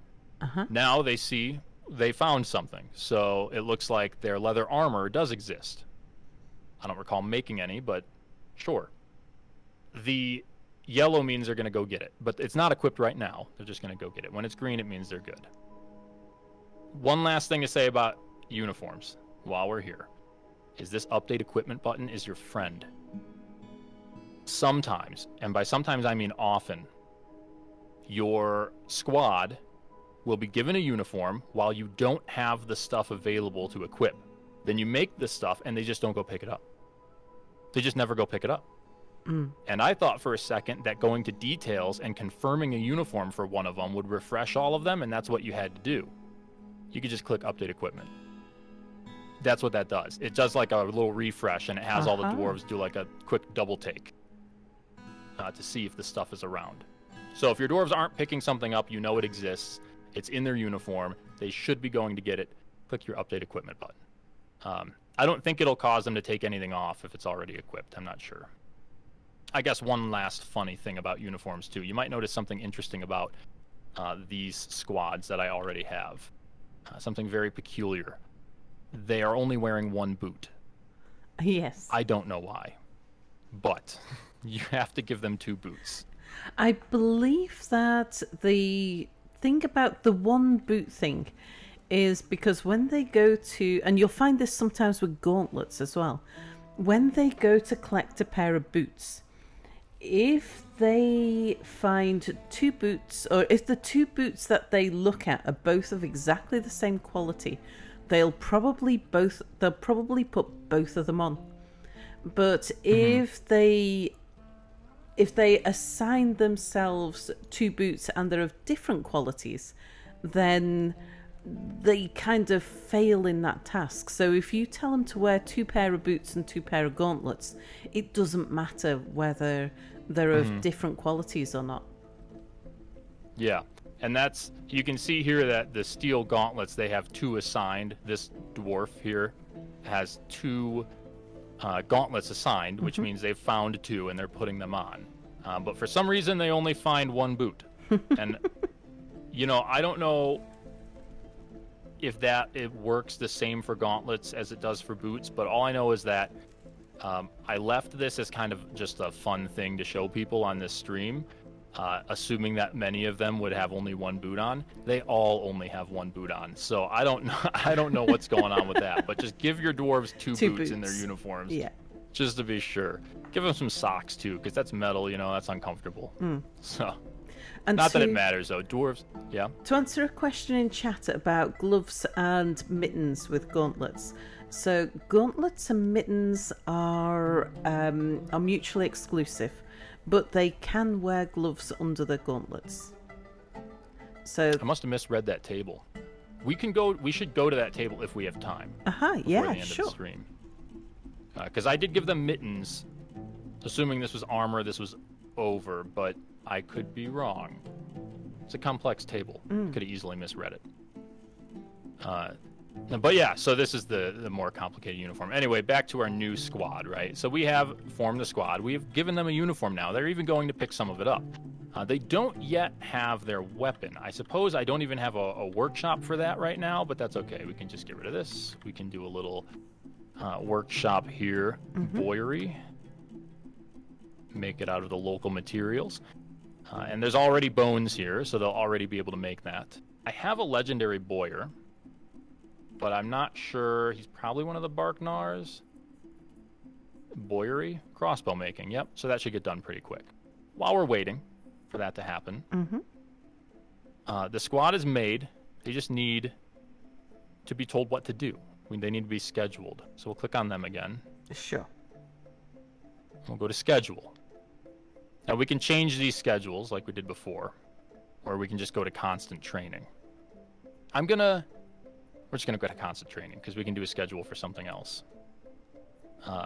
Here, perfect. Well, I guess I should link this. Nope, work orders. Let's just make a few bone crossbows here. So that's gonna be 3 of them. And while we're here, let's make a bunch of bone bolts. We're just gonna make 20 orders of bone bolts. I don't think we have that many bones. Maybe not steal from that job. Okay. So we're making their equipment now. Looks like the leader has already equipped something. See his little picture change. Anyway, we'll go to their schedule. We did that already, and we set them to constantly train. Now they just need to know where. We've told them what to pick up. We've told them to train. They don't know where to train. They've got no idea. You have to tell them these things. In this case, for rangers, this is where it gets a little more complex. For the other dwarves, you just go to their barracks. You know, you find a barracks and you tell them to train there, like we did before. Now we need archery targets. This is a different thing. Yeah. So we go to the military. Oh, hello. I guess I should be clicking on these menu buttons here because my hotkeys are different and you can't see what I'm doing anyway. So archery target is in military, top of the menu. Thanks, Kumil. We could just place one. Now, archery targets are built out of raw materials on site. You don't have to craft them in a workshop ahead of time or nothing. So let's go ahead and make a couple more. Is it E? No. It is, what did I make it? R. Oh, and I don't have it set to repeatedly build. That's okay. All right, so there's our 3 archery targets we're building. We'll let them build that. We'll let them build their equipment. Let's just let them get a little bit set up here. No need to rush. They're going to need bolts. Now, I don't believe you have anything to do with that anymore. You don't tell them to... No, you can't tell them to use certain ones for training and certain ones for... or how many to hold. Yeah. Let's do a little experiment and just see what happens. Because they'll need quivers to put the bolts in. I think I do, but we'll check. We're just going to make all ammo here, and then what I'm going to do is... Well, no, it's going to be easier to just do bolts, bone. Yeah. Sometimes it's easier to do all and then just eliminate what you don't want. Not in this case. Let's see what happens with a stockpile and bins. That's been a thing that didn't work before. So I have no quivers. It doesn't look like. That's okay, though. We can make some quivers. Real easy. Here's the leatherworks. Let's go ahead and add... Well, we should do it this way. If I can just press the right keys. 3 quivers. Now, a dwarf will, with a ranged weapon in their uniform, magma crabs. Well, it looks like we got a job for these guys. Here's a little fun fact. You can use this rectangle select here to select multiple baddies. Unfortunately, they're on different levels right now. So let's let them up a little bit.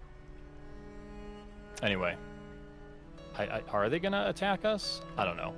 I'm just going to have them move out here. They'll kill them on the way. So I'm having my Bronze Guard squad move through here, down here. They will see the magma crabs and make quick work of them.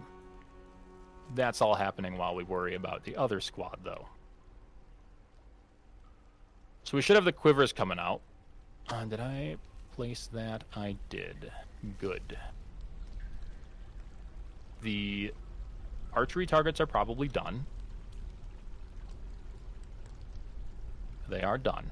Now, what I was saying is a dwarf with a ranged weapon in their uniform will equip a quiver. You don't have to add it to their uniform. Same with the bolts. They're going to figure all that stuff out for themselves. Same with the backpacks and the water skins. So all we have left to do is establish an archery range zone. Not a regular barracks. And the archery range zone, once established, has these options up here. And this just shows which way is your dwarf pointing the crossbow when they shoot. So they're going to shoot from the left to the right, which is what we want already. If we wanted to change that, it would be like this, to have them shoot from the bottom to the top. Obviously, that's not going to work here. This is also an extreme hazard, so not DOSHA approved to have an archery range in a high-traffic hallway. But then, just like the regular barracks, you got to go in here, select squads to train here. Now, there are no other options. You can only train. That's because it's an archery range, not a bedroom. Den of Doomed. That's our new squad. And it even shows you over here, archery range, the Den of Doomed. Nice and convenient. What happens if we select 2? 2 squads assigned. Look at that. So that's it. They should go train. Now, of course, we have to wait a minute for their equipment to be made. But let's take a look real quick, because I almost forgot to do this. Let's take a look at the uniform that had that shield. It's gone. It does, in fact, remove it. If you use a specific item assignment in a uniform that's already assigned to a different uniform, it gets removed from the current uniform. Here we go. 1 steel high boot. 2 assigned socks. Figured out the socks just fine. Can't figure out that boot. So if I just go to a new shield, specific shield, and give him his shield back, he'll be very happy. Oh, I didn't confirm. There it is. You got to remember to hit confirm. So, new shield. I am on Rigoth, right? Yes. Specific shield, confirm. See, now he's going to go get it. So, with that all done, we can see the magma crabs likely stood no chance at all. While we wait for them to get their bone bolts made. I don't think I have another stockpile where those might go. We'll see. That magma crab met its fate when an axe lord stabbed it in the body with his steel spear, and the injured part was cloven asunder. Okay. Very effective. So we've established a uniform for them to make them into Marksdwarfs. We've made a schedule to instruct them to train, which includes training on this month, because that's the constant training schedule, is just training. And we've given them a barracks and their equipment that they need. Of course, I'm not sure. We can actually go in here and see where they're at with that. They just don't have their weapons yet. So we can just go ahead and take a look. Are those being made? Yes. Did they get canceled? Let's find out. Let's find out. Bone bolts made. Bone crossbows completed. Okay.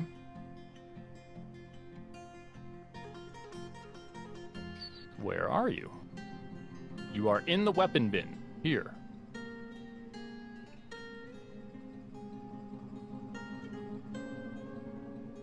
Bone crossbow. Oh! Remember what I said about needing to hit update uniform? Mm-hmm. Chances are... Come on, show me the money. No? What's going on? I didn't do it wrong, did I? Bone crossbow. We know, Kumil, you're very good at making splints. Yes, thank you. What? Maybe he needs the quiver first before he'll equip either. That would be interesting to find out. Let's see how the quivers are coming along. Haven't made any of those yet. I'm going to go ahead and put a rush order on these quivers.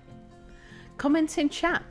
From the wiki, it appears that equipping footwear on one foot can affect what can be equipped on the other. For example, if a uniform calls for socks and high boots, a dwarf will only equip 3 of those 4 items between both of his feet. Huh. Well, I guess you're just going to have to wear metal shoes on your bare feet. So if you put socks and 2 boots, then you're actually telling them to wear 6 items, because when you tell them to wear 2 boots, you're telling them to equip 2 pairs of boots. So yes. I guess that they're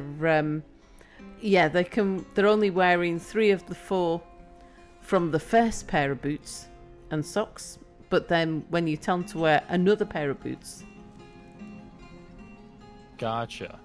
Interesting. So I guess let's take a look and do a little confirmation on it. So we have the quiver getting equipped. Mm-hmm. But let's talk about that boot thing real quick. Let's take a look at Stoolie P here. Equipment. What's your deeds? You have, Stoolie here has no socks equipped, but still only 1 boot. Maybe it can't be a coverage thing with the greaves conflicting with the high boots. No. That's very interesting. This is a strange behavior. I wonder if it's one of those things that nobody quite knows exactly why it happens. But I do know if I give, footwear, high boot, steel. I know I have spares. You can see plenty of them right here. Mm-hmm. Let's go ahead and give that high boot here.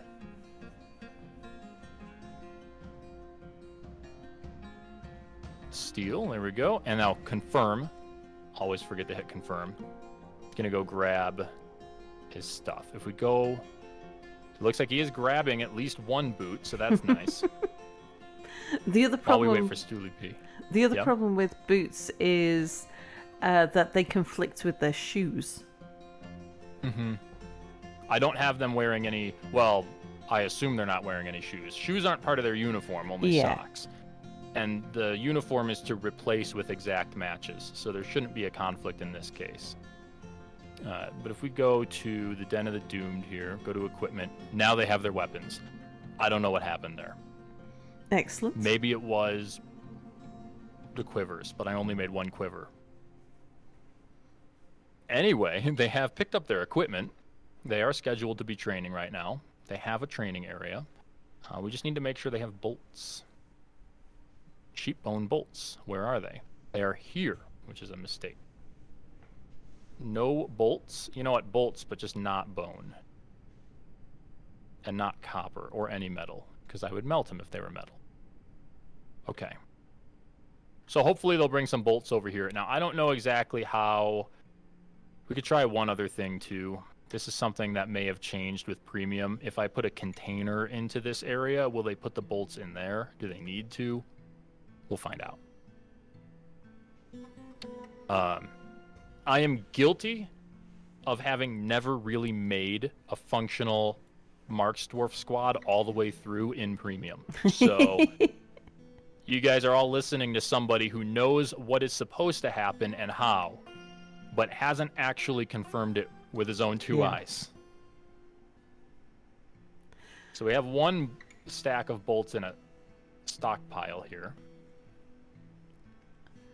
Now, if you Solid, have problems with getting them to equip their bolts, because it is a known issue, the workaround to it is to set up your uniform, disband your squad, and then to recreate your squad and assign the uniform and don't edit the uniform. Okay. So then we can try that. This uniform is already set up. The only thing they're not getting right now is the quiver, which does they've got to explain get their quiver first, though. So it'd be worth seeing if are the quivers available yet, or are they still being hauled to stockpiles or something? The one that I rushed is in the catch-all stockpile. This one here in a finished goods bin. Maybe it's because it's in a bin.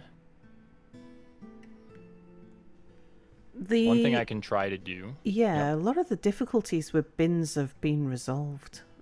That's what I assumed as well. But just to be extra sure, we're gonna go ahead and yank that out of the bin by force.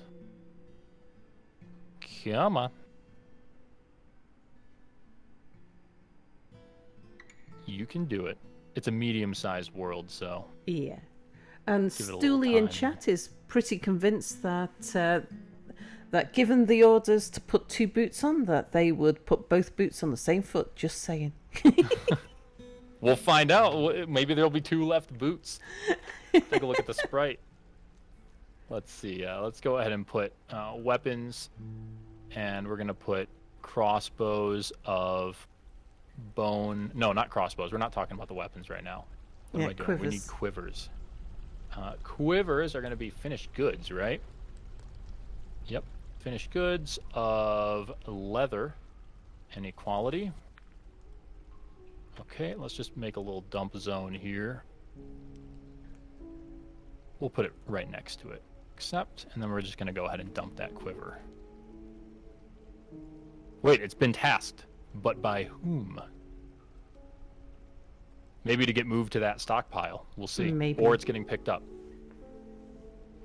Oh, look. Oh, okay. It's just taking forever. I guess these dwarves, just give them time, I guess. Maybe they just need forever to get their uniform together.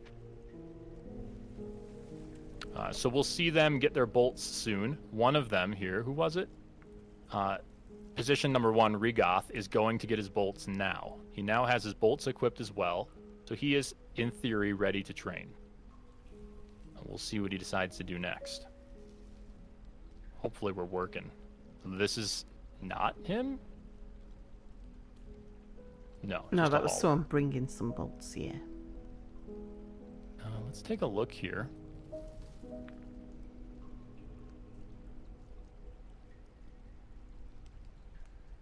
Still, no. 2, you're wearing 3 boots? Stooley P. What is going on over there? How are you wearing 3 boots and 1 sock? Maybe have a look. What did the wiki say? Maybe have a look at him and see what items he's actually got. Yeah. I guess name here. Oh, you're stationed right now. They're all getting pretty thirsty. I forgot about them out there. Oh yeah. You are wearing 2 steel boots right now. Interesting. No socks.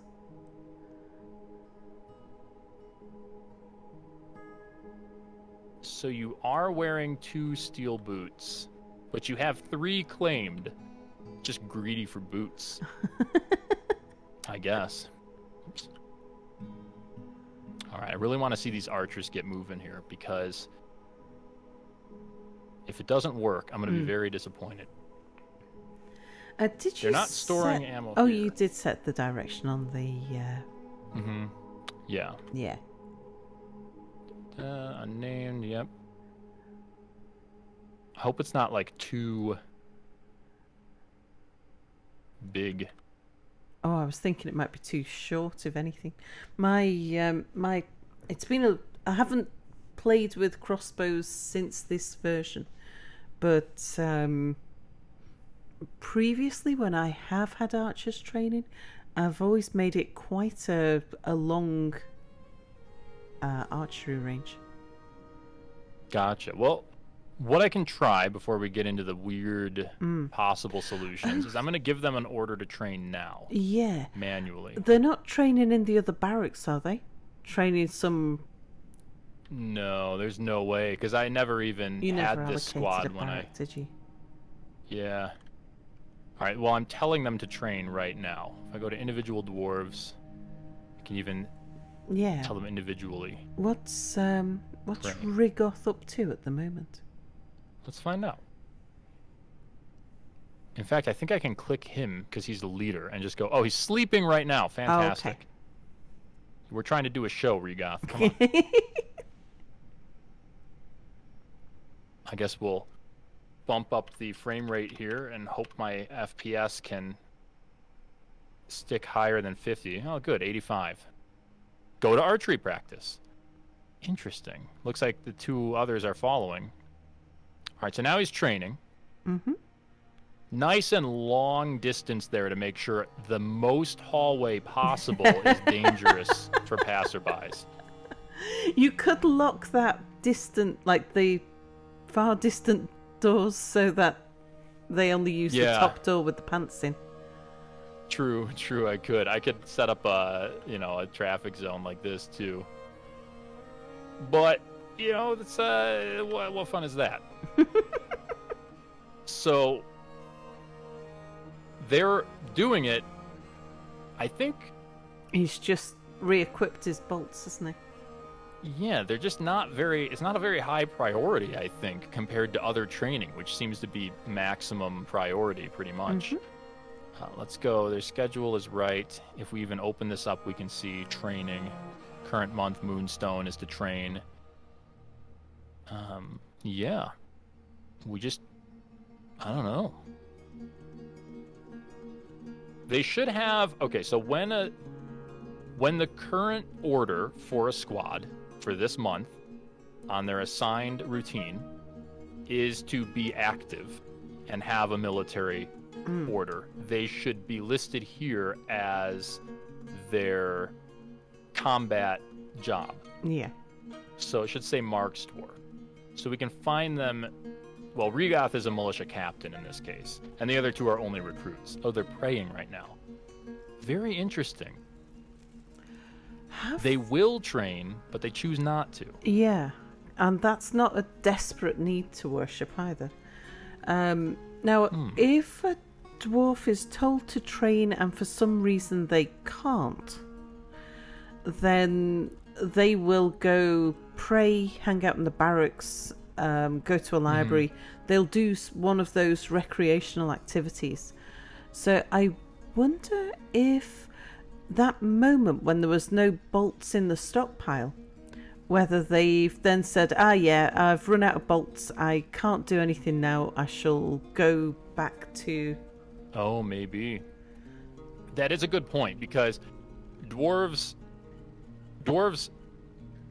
usually, there are some things that a dwarf will interrupt their current job for, but a lot of times, once a dwarf has decided to start a job, which includes like praying or socializing, they will finish it before they go to a higher priority job. So it's hard to snap them out of things unless you use specific means. So maybe that did happen. But yeah, that's very interesting that they don't want to train, even though they obviously can. At least one of them, well, the other two don't have quivers because I didn't rush those orders. Sure. I guess we could at least give them the benefit of the doubt and rush those other two quivers. Oh, I don't have leather anymore. Okay. We can do cloth quivers, right? No, silk though, right? So. Oh, can you do silk quivers? Really? I think one of them, you can do quivers. No? What was it? Oh, you can use, was it adamantine thread? Or something. There's something else besides leather, I think. but it's not any of those. I can't say as I have ever made a quiver out of adamantine thread. Really? Well, I wouldn't. Yeah, I certainly wouldn't waste the adamantine thread on that. Well, that's just. I guess that's just happening. Easy way to get this to go through eventually is to just butcher some animals. Everything's automated, so they'll take care of it. Whoops. Get my hotkeys right here. So that's very interesting. I'm curious why that is, but that's the gist of it there. I guess one other. Oh, here we go. Look at him go. Good for you. What are you gonna do next? I wonder. Yeah, let's keep an eye on him. He's got. Let's take a look at his items here. He's got 5 bolts left. So he's very obediently training for as long as he has ammo. Mm-hmm. And there's ammo right there that he could pick up. My frame rate dropped to 22. Interesting. Okay, he's rearmed. No activity. And my frame rate just jumped back up. There's something buggy going on. Well, it's worth saying to everybody who's watching that they, I believe, this is what I have heard, and from pretty good sources, have a rework of Marksdwarf AI on the table. Yes. It's going to be one of the sooner things we'll see. I'm not going to say anything about how long it's going to take, but it's on the, it's coming up. So these problems you're seeing here, don't expect them to last forever. No. Yeah. And in the meantime, the difficulties with Marksdwarfs don't extend to the rest of the military in the same way. The dwarves are pretty good with the rest of it, and to be honest, dwarves and crossbows, well, it's a bit elvish really anyway. Yeah. Yeah, and Outree chat says maybe dwarves think missile weapons are undwarvy compared to chopping foes in half with axes. Could be. I mean, yeah, maybe they just they morally object, to shooting things. I'm gonna go ahead and before we start seeing a bunch of dwarves are dying notifications. Sure. I have not set up an automatic system for my food yet since I moved down. But also the drinks, but whatever, it's fine. Yeah. We're reverting all of this. So what we can do then is we can get a little bit more interesting with the military. So that's how to make a squad. That's how to give them armor. That's how to tell them what they're supposed to be doing today, and then tell them where to do it. Yeah. And usually they do it. And with don't forget to give them. With your Marksdwarfs, give them time. Give them time. They'll get round to it. And with everybody else, give them plenty of boots. I am gonna demo something a little more interesting. I think. Yeah. Oh, and get them to replace their clothing with armor. But if you're going to do that, make sure that you give them a set of clothing to go with their armor. Right, I almost forgot. Before we leave it completely, because we're not going to come back to equipment.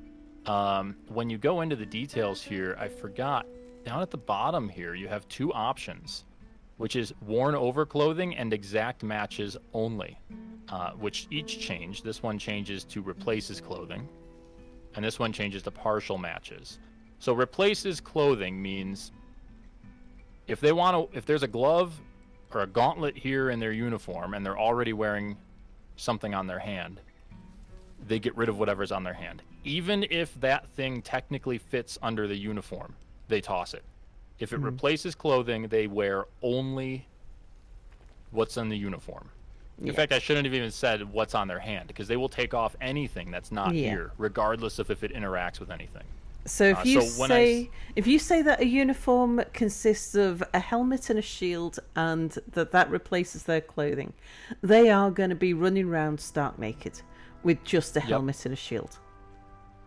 And then partial matches means something like, well, they found greaves, but they're not white, or something. Yeah. So usually if you're making your uniforms, you're crafting them deliberately with certain materials, and you're not just having them sort of figure out and scrounge, you're going to want exact matches. If you're just trying to throw together a squad real quick, you got a problem on your hands, then partial will get them equipped more reliably. But yeah, so those two options there, those are pretty important. But let's do something besides just have them train and then tell them to kill magma crabs. I have a tavern here. This hallway is filled with artifacts, and I see a lot of questions that new players ask about criminals stealing their artifacts. What do you do about the artifacts, this or that? Do I lock them? Do I put them behind walls? Can the dwarves see through glass? Just patrol them. Just have your military stand there and watch the artifacts. With a captain of the guard. I just sell mine. or you could sell them. With a captain of the guard also in your fort, they will get spotted immediately and then sent to jail for trying to steal them. So what we can do is we can say, take the bronze guard here, who's my OG squad. They're the most powerful. This is a waste of their talent, but we're going to use them anyway. And we could tell them with this button here to patrol a route. Now, I don't have a route, so I'm going to make a route real quick. We're going to add a new route. I guess I should be clicking things. I don't really remember where any of these buttons are. Yeah. Because no one's going to know how to do the thing that you've just demonstrated using hotkeys. Exactly, yeah. So down here, which one is route now? Traffic areas, here we go. It's called hauling routes. It's not necessarily hauling routes. I'm pretty sure if you just add... Hold on. Am I going crazy right now? That is the... This is just hauling routes. That's the route for minecarts that I've used before. Yeah. It was the same thing before premium. Wasn't it? You would add a minecart to a route. Or you'd add a route to minecart. Oh, they switched all of what minecarts... Oh, man, they switched how the minecarts work, and now it's all different. So, patrol. Add a stop to this. Okay, let's see what happens here. Well, I'm assuming now that this is going to work as it did before. Yeah. That's what's happening. Let's go and see. Yeah, right? Hey, we've got a raid in from Russ Money. Hello, Russ. Oh, Russ Thank Money you with so 137. Much for the raid. Indeed. Not. What's going on? Russ is going to be joining me on, I think it's the 4th of March. Yes, Russ has been on before and he's coming back. Nice. Yeah, right. Route 3. I'm going to call this, I don't know if... Oh, this is all different now. Yeah. Before you would just paint points first. I'm not seeing any points. They don't even show up, but let's just see what happens now. Yeah, so we have a route there defined. I just added stops with this button. So now if you go to your squads and tell them to patrol. Well, first squad, there we go. So the bronze guard, we want to have them patrol. Oh, we make a new one from here. Right. Okay. That's way easier. Yeah. Okay. So let's have them just patrol this room here. Oh, wow, look at that. Oh, yeah. This is definitely not the first time I've ever done this. In premium. I have extensive experience with military routes. I just didn't realize they pushed that you could just make the route out of nothing in the military menu, which is pretty cool. That's actually pretty cool. Yeah, so here's a route here. And I'm just going to confirm. Now they're going to patrol that. And that's... Look at them go. No one's stealing anything from here, I guarantee it. Look at this swarm of spear dwarves. I'm pretty sure I haven't actually set a patrol route up this decade. It's like, ooh, yeah, I vaguely remember. Yeah, well, they're very useful. So, like, let's say I wanted to patrol, I could just station some dwarves here, right? But if I wanted to have dwarves kind of walk around outside the front of my fort, I could do that, and they would have a pretty easy time spotting child snatchers, spotting kobolds, ambushes, and it's great. You'd maybe underestimate its value, but when an enemy shows up and the first dwarf they meet is a gang of highly trained spear dwarves, it's way nicer than it being your farmer. Yeah, You know, that's because true. they show up and you're like, oh, okay, well, they're gonna die, and then they do. So it's really nice. But so here's a route, right? And I think we could even do better than that. If we say we wanted to patrol a lot of the fort, we can just create a route that goes from here to the dorm, maybe if we have a vampire issue, right? Down to where some valuable stuff is, I don't know, the steel industry, I guess. Down to the hospital in case someone decides to go berserk in the hospital. Back up to here. Now they're going to walk the whole fort. And these guys are just walking around, keeping stuff safe. And how do they cope with patrolling if they don't have backpacks with food? I believe that on a patrol order, I've never actually really watched one of the dwarves, but patrolling in... Pause. Have a look and see what they're singing. Oh. It's not often you catch them doing this. I think if you look at their tasks, we Yeah, should I be think able it's- to examine. Oh, they're dancing. That's my favourite. Wait. I Wait, it always should have be to. in the... Isn't it it's in the some- overview? Is it in? Oh gosh, I can't remember where you find Oh. this, but it's so worth having a look. Yeah. Let's find out. Let's find... Oh, well, I guess I could have...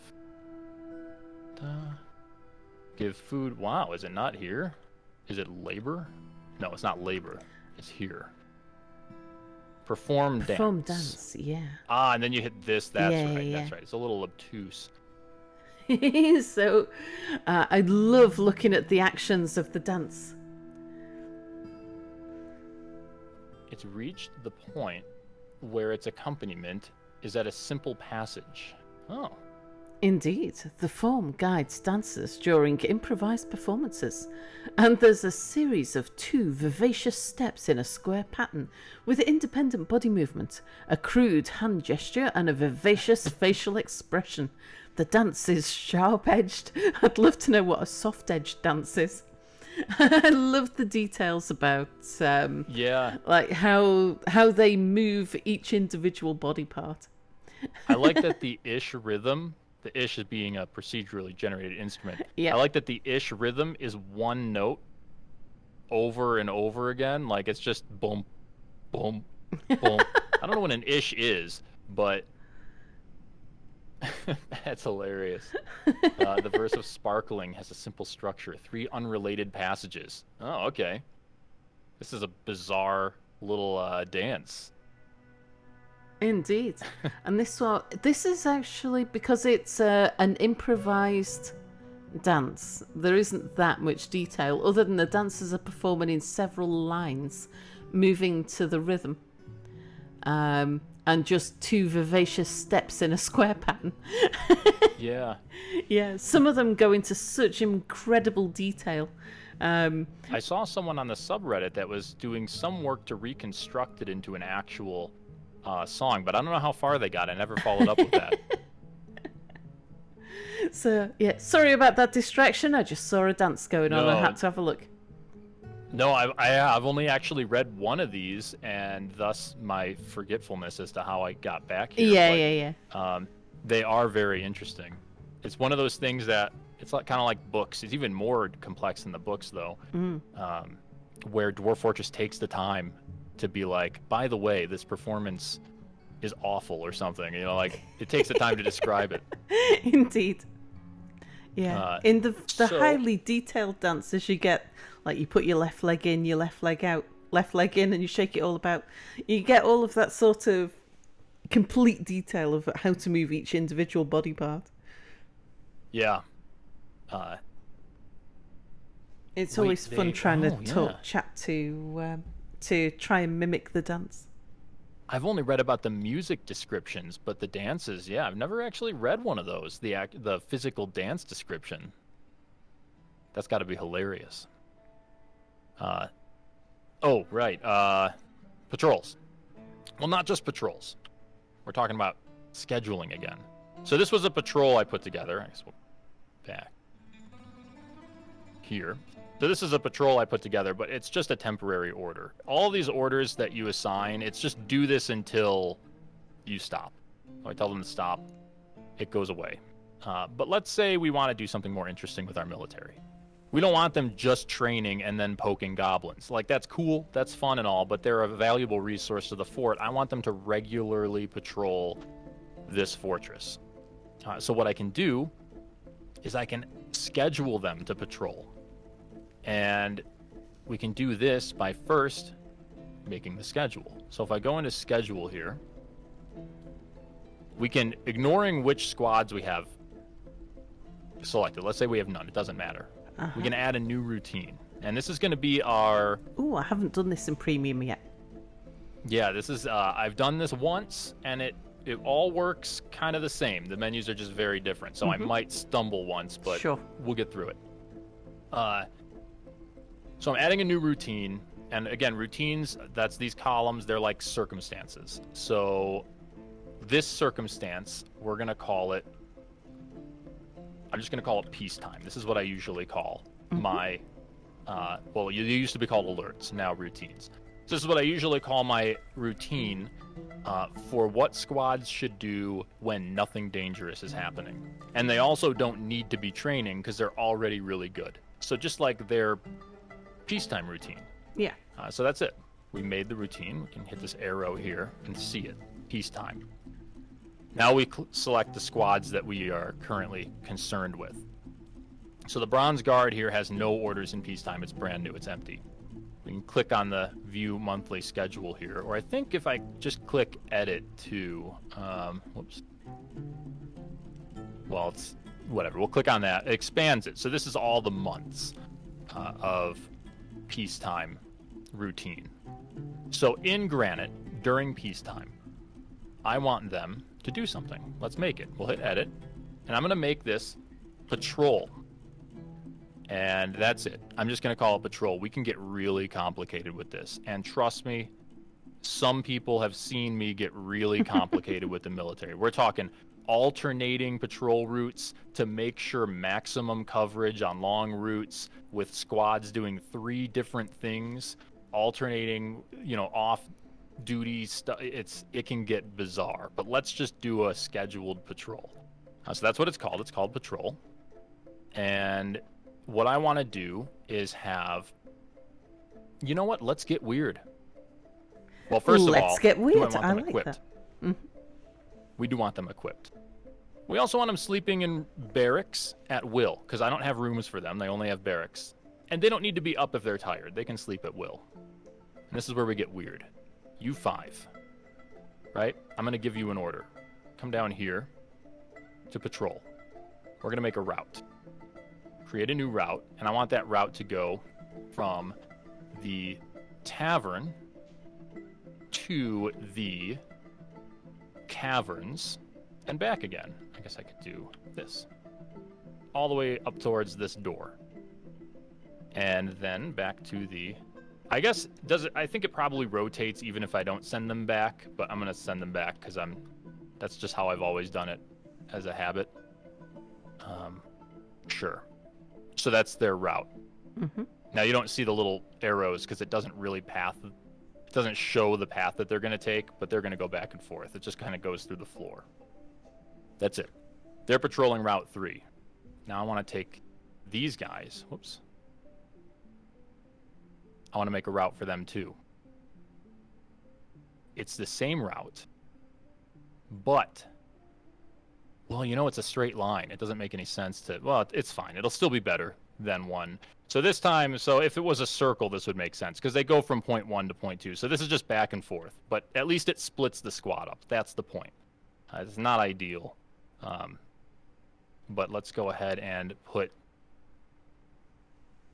in the tavern, and then we'll go back down to the caverns. I don't think I gotta do that, but sure. That's 2 different routes on the same squad. The first 5 positions are going to be patrolling Route 1, which goes up and down. The second 5 are going to be patrolling Route 2, which also goes up and down. This would have been a better demonstration if I made it a circular route, but still, what happens is the dwarves will split into 2 groups, and they will be separate from each other for better coverage. And that's it. We're done. They will do that on granite when they are assigned to peacetime. And I'm just going to copy this, and I'm going to paste it every other month. Actually, you know what? Let's do 3 months on, 3 months off. So 3 months on, off, 3 months on, 3 months off. Then I can remove this one. Let's just get rid of these orders. I made the mistake there. Okay, good. So the Bronze Guard during peacetime will patrol 3 months on, 3 months off. Now we're going to go here, right? Well, I guess I got to back out of this. So this is where we were. So now the Torches of Soul, I'll select them. They don't have any peacetime orders. They don't have a schedule for peacetime, so I'm just going to go ahead and change that. Well, I don't want to do it this way because that'll change all the months, I think. So now we're in the Torches of Soul. I'm going to do the same exact thing. Can I copy paste between the two? I think so. Let's find out. I can just copy. Well, it's going to copy all the... I don't want to do that. Let's copy one cell. No, you can't back out of here without canceling the copy. It's not important, though. Anyway, we're on the Torches of Soul now. We're going to go to their peacetime thing. We're going to not do that. We're going to do this. Torches of Soul, Granite. This one. Hematite. Edit. Top 5. Patrol. Route 3. Bottom 5. The routes are persistent, so you can just use the same routes you had before. Patrol Route 4. Sleep in barracks at will. Equip always. Name. It's going to say patrol anyway, but I'm going to name it. Done. Okay, so now we're just going to do the same thing as before, but you'll notice we're doing it on the opposite months. So now, the Bronze Guard, when they are assigned to their peacetime routine, will patrol these 2 routes on Granite, Slate, Felsite, Limestone, Sandstone, and Timber. While the Torches of Soul, which we're currently in, when they're on peacetime, they will patrol on the opposite months. And that's, let's set them to it. It says routine peacetime under each of them. Mm-hmm. That's it. So now what's happening with that little setup is throughout day-to-day life, without having to do anything, these 2 squads will take 3-month shifts patrolling the fortress and then taking time off to relax. And I can just go do whatever I want, like figure out why we only have 5 food, not having to worry about my fortress being unprotected. If you even just take a look at this bridge here, look at how frequently a military dwarf will show up because they're split into 2 groups. I mean, this is the longest time we've had without one, and here's the next one, right there. So anything showing up here, and I can have them walk out here too, and maybe come around here, or whatever. Basically, anywhere you are in the fort. If we pause, here's a military dwarf there. Here's another one. Here's another one. 2 more. We go up to the tavern. You're not going to be very far from, here's several more, 3 more in the tavern, from being watched. Well, they might be not the patrollers. They're not the patrollers, but here's one of the patrollers. Patrol Route 3. So that's just something interesting you can do with the military. And burrows, I don't even have to spend too much time explaining it. It's the same principle. It's set up the same way. But instead of making a patrol route, so let's go to their schedule. We go to their peacetime schedule. This is the Torches of Soul. Expand it and find their hematite orders. I edit it. Let's get rid of these patrol orders, and instead I want to set them all to defend a burrow. That's the shield icon. It all works exactly the same. It's just this time they're staying still. They're going to station instead of walking around, and you just pick a burrow. So I want them to stay in the steel industry. Confirm. So if it is hematite now, which I don't think it is opal. When it becomes hematite, this is what they will do. Assuming that they're set to their peacetime routine. Yeah. So, yeah, that's just more... That's more power to this military system, these menus. How do they behave if the burrow's very large? Like, if if you have a burrow that covers multiple Z levels, for example. Well, let's see. Let's make a big old burrow, I guess. I have several places, I think, where I could probably do that. Here, I got some space up here where I was mining some fluxstone, and I have the caverns. So let's do all of this. Add a new burrow. Now, you can't go down levels with the burrow designation, which really upsets me. But little mouse wheel action. Hopefully it won't take too long. We're also going to have them defend all this.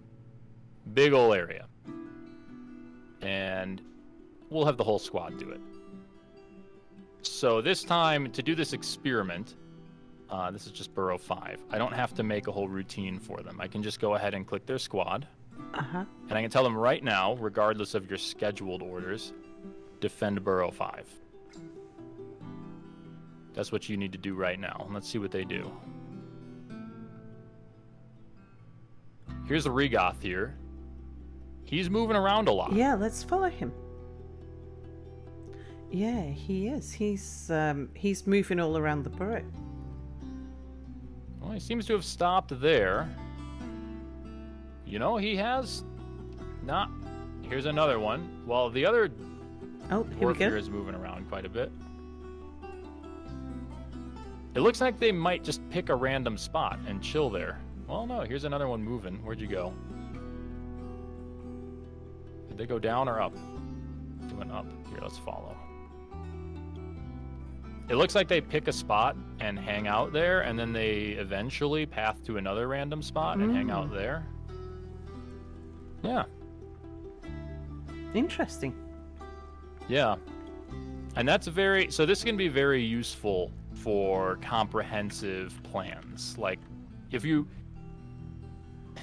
forts last, like, less than 10 years, you'll probably never spend this much time making a plan like this. But if you're the kind of player who really goes big with their forts and really wants their fort to last and really kind of dig into some good structure and logistics, you can start doing things like setting up burrows, like a burrow here and a burrow up here.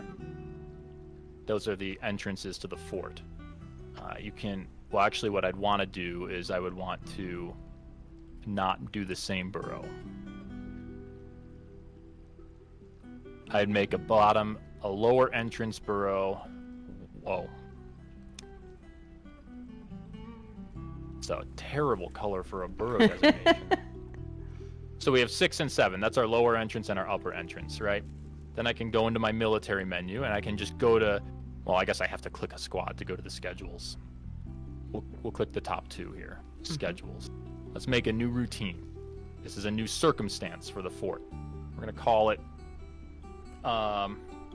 total defense. But not in the lockdown turtle kind of way. The bring it on kind of defense. So in total defense here, we're going to have one squad that is going to... Let's just edit this for everything. Sleep in barracks at need. Equip always. Defend burrow 6. Confirm. Well, I guess done editing. What's the difference? Done editing. Whoa, hold on a second now. Oh, here we go. All right. Interesting. Little bug there. Okay, that didn't do jack squat there.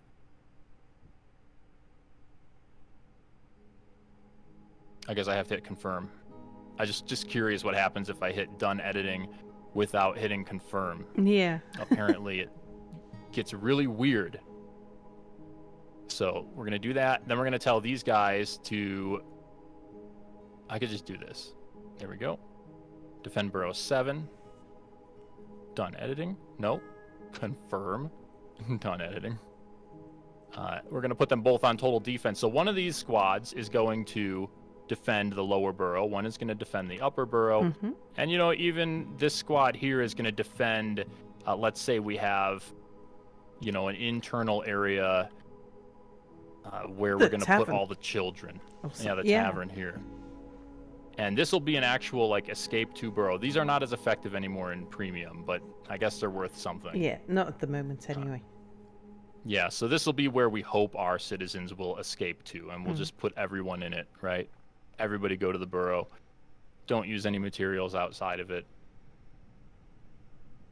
Then when we go to this squad here, to their schedule, and go to total defense, we can have them defend that burrow.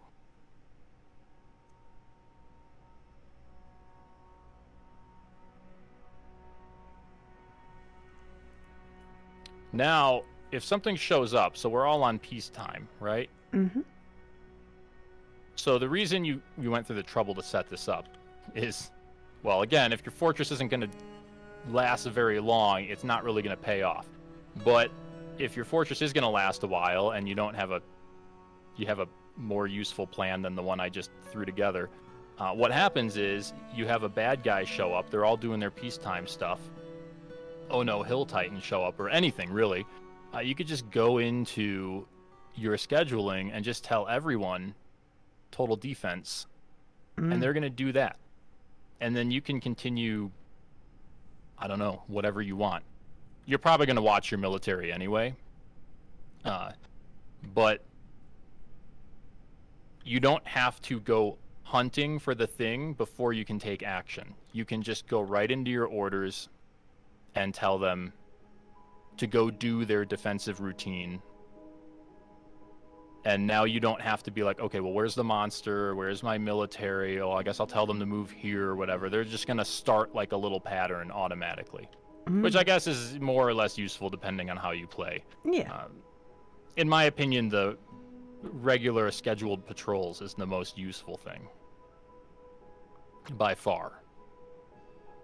And if you have a dormitory and you're like me and you like to see the dwarves solve their own problems, then having a patrol, a rotating patrol that patrols that dormitory is an excellent way to figure out vampires if you don't want to go digging through legend. Well, now I guess you could just look for the blue dwarf now, so I guess that's not a good example anymore in premium.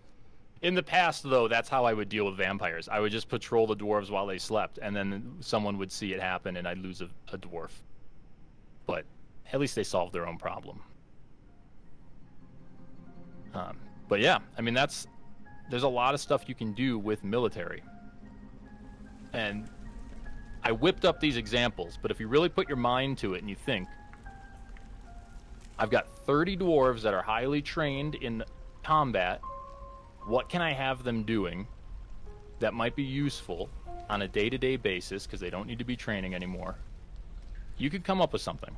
I mean, there's somewhere you could patrol your artifacts, your hospital, just in case someone turns into a werebeast in the tavern. You know your military will not only be there, but they will be equipped and prepared to fight instantly when that werebeast transforms, which is way better than your military being down here and everyone else being in the tavern when it happens.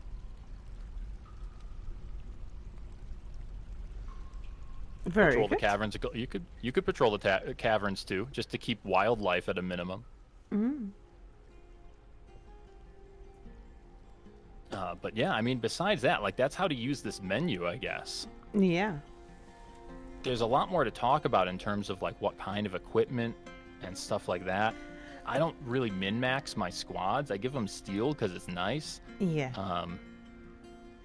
What but- we haven't touched on is using military to raid on the world map. Oh yeah, that's right. That's right. You mean raid other civs. So if you go to the world map, little corner button down on the bottom right, you can see a lot of stuff. There's a lot going on the world map. You can see the different civilizations just by going here. And I can show people how to like find and do this, but if you do a lot of raiding, then you'll be more equipped to tell people how to best go about raiding other civs in terms of like how to know you're going to win and what you can expect to get, because I don't really do it. You know, like it's just not something I actually do. I have done a few missions and then I was like, all right, whatever, I'm just going to stay as a hermit. I've done an awful lot pre-Steam. Because it's always kind of the end goal of my fortresses is to go out into the world and do whatever it is in the world that this story has led me to. So when I set out on a new fortress adventure, I'll often not go in with any sort of pre-confirmed ideas. I might have a hankering after doing a volcano fortress or something like that. There'll be a particular design maybe I fancy trying out. But then I'll generate the world map and I'll let the world map tell me what we're going to do this time. And the same comes to the eventual goal of my fortress as well. It'll either be things I've found in legends, or it'll be things that are on the world map. I usually start by getting my military to, like my crack squad team, I'll send them out to somewhere that looks quiet. Somewhere, maybe a ruined fortress or an uninhabited monastery, something like that. And I'll ask them to go and recover stuff, just to give them a bit of a head start on the whole raiding thing, because they'll usually end up having to fight one or two things. Gotcha. Is that just to train them up and get their yeah. ambusher Make skill sure and that stuff better? and also just to make sure that everything's running right, so that if I discover, like when they return, I notice that no one's wearing boots. It's nice to discover that before they go out. Then I'm a little bit nervous about attacking. We're wearing 3 boots. Yeah. Elves are terribly difficult to attack. Mm-hmm. Because you'll see a forest retreat might have a couple of hundred civilized people there, but the number of animals they have, which it doesn't tell you.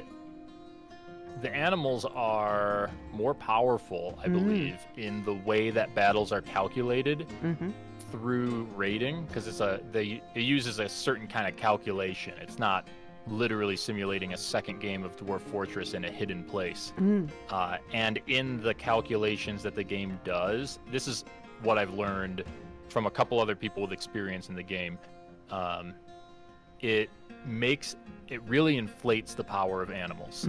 So when they show up and they're like, oh, well, we have grizzly bears, your dwarves dispatch them quickly on your turf when they are being simulated in the game. But when you go there and the game is like 5 dwarves versus 5 grizzly bears, let's roll some dice. Those dice are not going to be so much in your favor. Yeah. Indeed. The other thing is, sometimes it can be easier to take out necromancers by fighting them on their turf rather than them coming to your turf. The lieutenants, opposite. yeah, the lieutenants don't seem to be as powerful on their own turf as they do on yours. Gotcha. Well, this is actually a tower here. That's nearly a day's travel. So this fort is technically at risk of undead assault. I'm somehow at peace with it, but that doesn't really mean anything with towers. And it does. It means they're not going to like send war parties out after me, but they're still going to show up and raise. I had them show up and raise a hand and then just leave.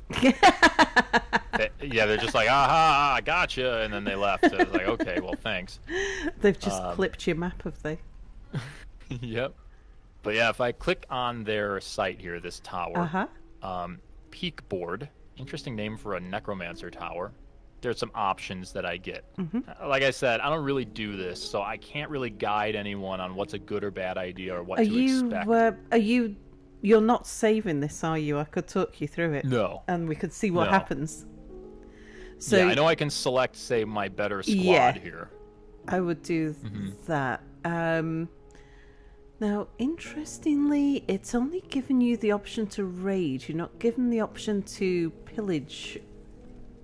Now, I don't have... raise. I know you need a messenger in order to do diplomatic stuff. I don't know if you need any sort of positions filled in order... or skills on your dwarves in order to do these other things.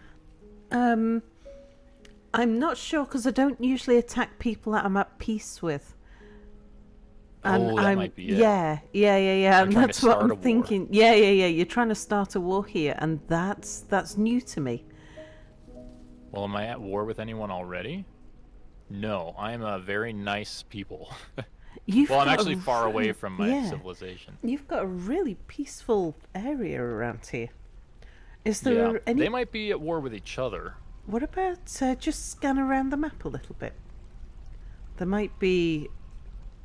Wow, this my is a site really... government's over here. This so is if a I'm at really war with quiet anyone, map.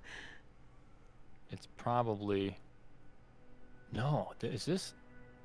No, peace, these are all peace or no contact. No contact. Even the local goblins, no contact. It's a 300. No, was it 100? I think I shortened the history up on this one. They might not have had time. Yeah, maybe they've not had time. I was going to say, I've only seen something like this happen once before, and that was in a world where the goblin demon overlords just got so heavily into wrestling competitions that they gave up fighting. And they just started the Goblin Olympics. Yeah. And they all the whole world went to peace. Huh. And it looked pretty much goblins like this.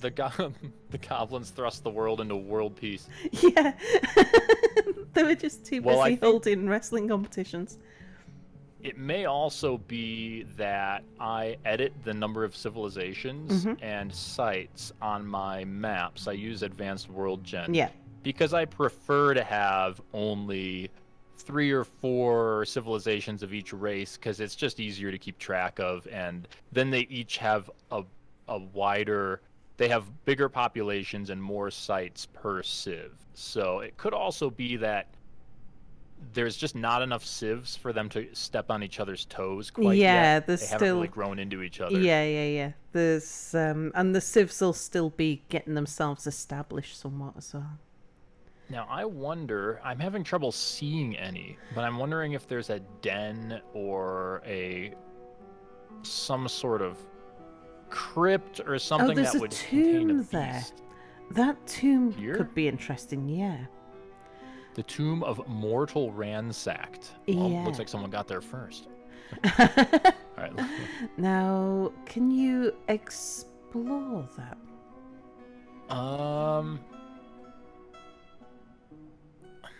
Just says loot other items, steal livestock. I can just raid it, I guess. Yeah. Or I could do these other things, but let's do the raid. So the Bronze Guard I'm going to send to raid this place, which I'm pretty sure, my understanding, just means that I'm just going there to inflict casualties. I'm not necessarily trying to steal anything, but I will, right? Like, they're going to still steal things. But I believe, like, some of these others are better if you're just trying to loot other items, maybe. I don't know. Anyway, I clicked it. You didn't see any feedback. This menu doesn't provide any, like, visual click. But it says on this mission now. So the Bronze Guard has been selected for it. And they will steal anything, free anybody. You haven't got any captives there, but if they find prisoners, they'll release them. They'll take important treasures. They'll steal livestock. So if I go out of there, well, I have to get rid of a couple others that I just clicked on all willy-nilly there.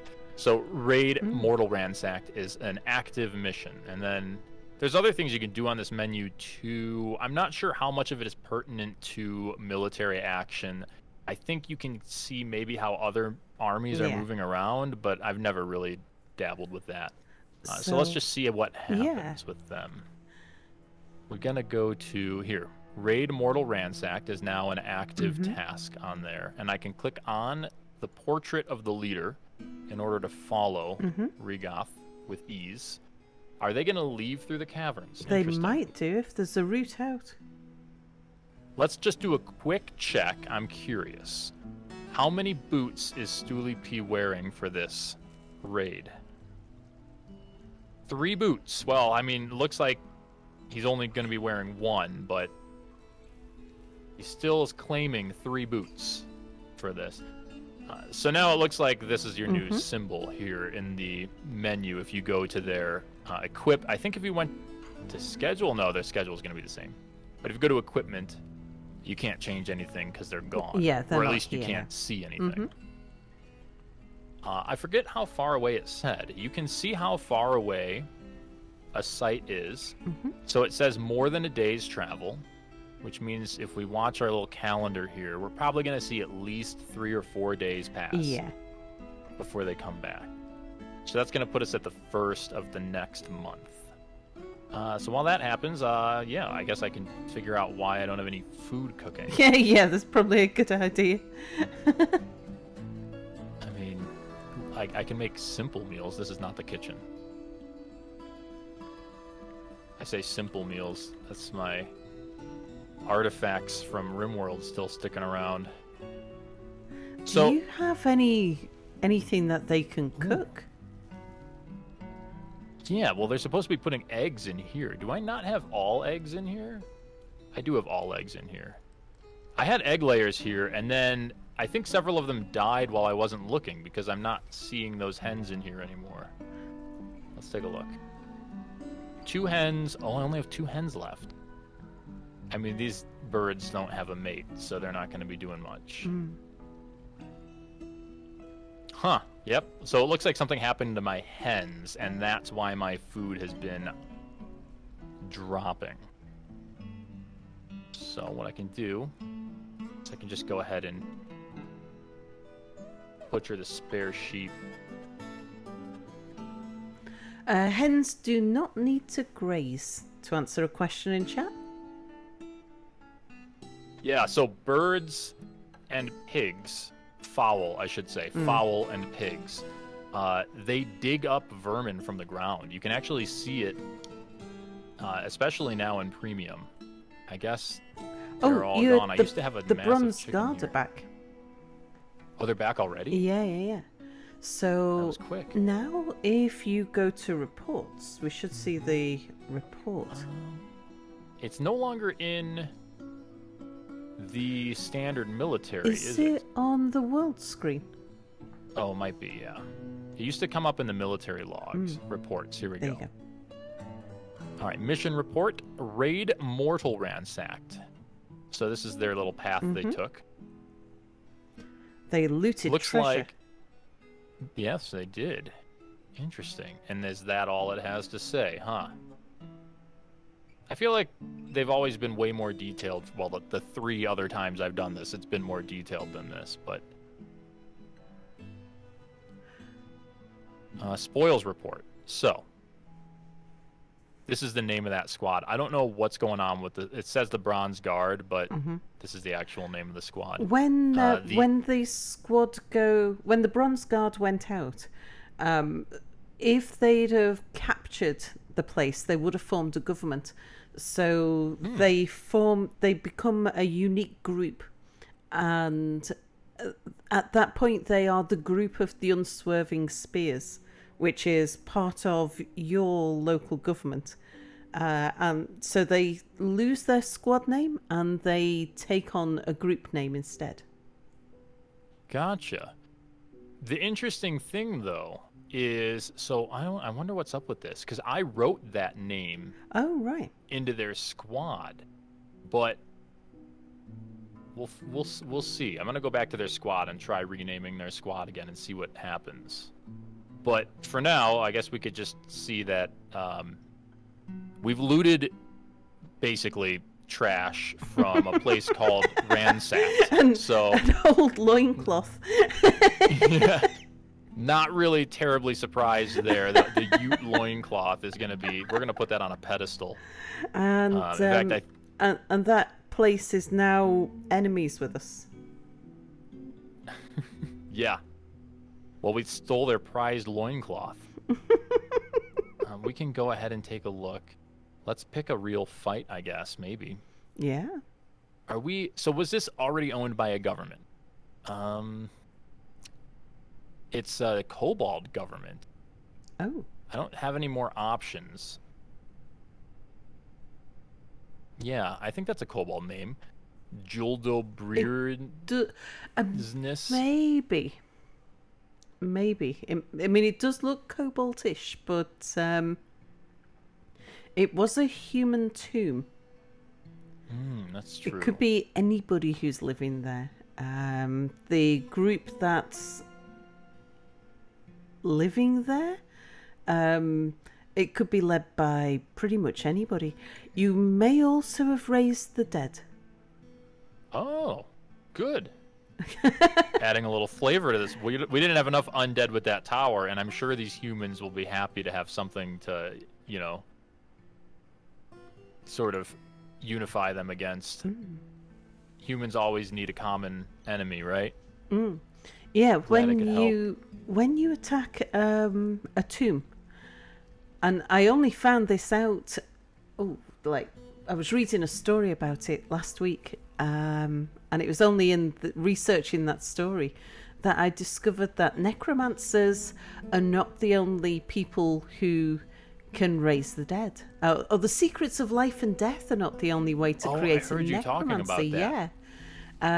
If somebody disturbs a tomb, and I don't know if this is only a human tombs or whether there's only human tombs, but yes, if someone disturbs a tomb, then the person whose tomb it was can become disturbed, and then they themselves will come back as a mummy. Huh. A mummy of all things, yeah. too. And then the mummy can raise the dead just like a necromancer could. The mummy can raise the dead? Mm-hmm. Well, where's Brendan Fraser when you need him? That's it sounds very peculiarly similar. Although I guess that mummy didn't raise the dead. Stole other people's life was its deal. Where am I? I want this loincloth on a pedestal. Oh, it's inactive. That's going to take a while. Okay. Oh, everyone's in a burrow. We got a lot of stuff going on here. We've done a lot. We've done a lot of damage to this fort. So if we go back to the world, there's also there's news and rumors, which I think are sometimes helpful in finding certain things. So I guess I can just click. So it'll give you information about. So this is when you are talking to diplomats and traders and people coming to your tavern, that sort of thing. They'll tell you about where they've heard about artifacts, where they've seen armies on the march, where their own armies have gone to reclaim sites and things like that. Yeah, like whoever Ador researched the Silent Ivy is, they're apparently there. Or that's probably an artifact. It's probably an artifact, yeah. Yeah. So let's see if maybe it'll give me an option for a mission against. Can I not mission this? Let's see. News and rumors, make sure I'm in the right place. It's this one. Oh, this is Another dwarven sieve. Oh, no that contact, should be though. fine. Yeah, it's not yours. But Interesting. you're... Here we go. There you go. So I can't loot other items. Oh, this is the things I... Okay, Yeah, so this yeah. is just toggles. I don't really need to do any of those things. It looks like the only thing I can really do is raid them. So maybe we'll get an artifact out of it this time and start a massive war. Go to missions. It shows that they're ready. Yep. And, oh, how far away was that? Let's see. That is 2 days travel, so they'll be back in no time. And besides that, what is military all about besides... I guess there's always the questions of, like, what kind of weapon is best against what, but I feel like that's usually pretty wikiable, and honestly, it's almost disputed right now. Yeah, indeed. Oh, chat's saying the red mission types are just unselected. You can choose from any of the options. Oh, I was presuming they not were ever red try because clicking we on 'em? couldn't. Yeah, I don't... If I really didn't try clicking on them... Oh, Oh. yep. I can't believe I didn't try clicking on it. Yeah, I just thought because Good it call, was... chat. Yeah, I thought because it was red, it was the equivalent of something being greyed out. It wasn't an option available to you. Oh, there you go. And that's kind of... Yeah, that's definitely an area that... there's that loincloth that we stole on display. That's definitely an area where the military menu here, as well as a few other menus, can really still use some improvement, I think. It's obviously all way better than before Premium. But there are these instances where you just run into these buttons, like this, view the positions in this squad. You know, it gives you a little tooltip up top, but it just doesn't really kind of describe exactly what is happening when you click on it. And some of the things that people have noticed are missing, that we miss, like the experienced players who miss certain aspects that are not in the game that used to be in the game. Tarn has explained that he had to leave some stuff out because he just ran out of time when it came to releasing it for Steam, like because he had to. There was a point at which he had to say, "I can't change anymore now. It'll have to wait until next time." So yeah, it's all completely understandable. Yeah. It's definitely. I mean, I'm definitely glad we didn't wait another year and a half. yeah. For From premium. to Yeah. do more, indeed. Yeah. So It's just one of those areas where it's like, hopefully they've got it near the front of the list, just like the Archer, the Marksdwarf AI rework. And they're obviously, they know what bugs people. You know, they're watching. So. And things that he's mentioned which are not here at the moment, and it was just because he didn't have time to reconfigure the screens and things. Oh, you got a lot more enemies on the map now. Ooh, very nice. Well, it looks like they didn't like me showing up. Maybe I got something nice. I got a giant bronze axe blade. Cool. Some Morganites. And animals. Oh, good, a cat. I always wanted another cat. A cat and two horses. Iron short sword. That was another. That Wait. was the last one, I think. That was the previous. Oh, it's the raid. same. No, well. Oh, yeah, you're right. That's weird that it goes to the top. Okay, there we go. The way it organizes that, it's not in chronological order, but that's okay.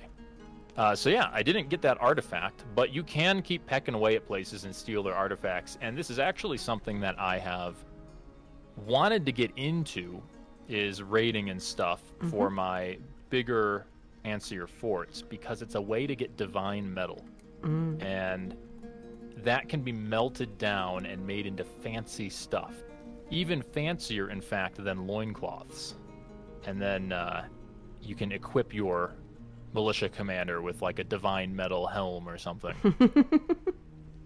But I have yet to go forward with these raids and this menu far enough to really start collecting that stuff and make something out of it. Conquer and occupy. Yeah, conquer and Wow. occupy I find to be a good way to deal with unwanted nobles. So if have you ever had a situation where one of the major settlements has been destroyed by an army and you suddenly have a bunch of your people inherit positions all at the same time? Yeah. I had a situation where I don't think it was the mountain home, but it was one of the largest cities on the map was destroyed, and a bunch of people were killed. And all of a sudden, like all at the same time, 8 of my people inherited baronies and count positions, and they were all married, so they each had their own consorts as well. So I had 16 unexpected nobles in my fortress.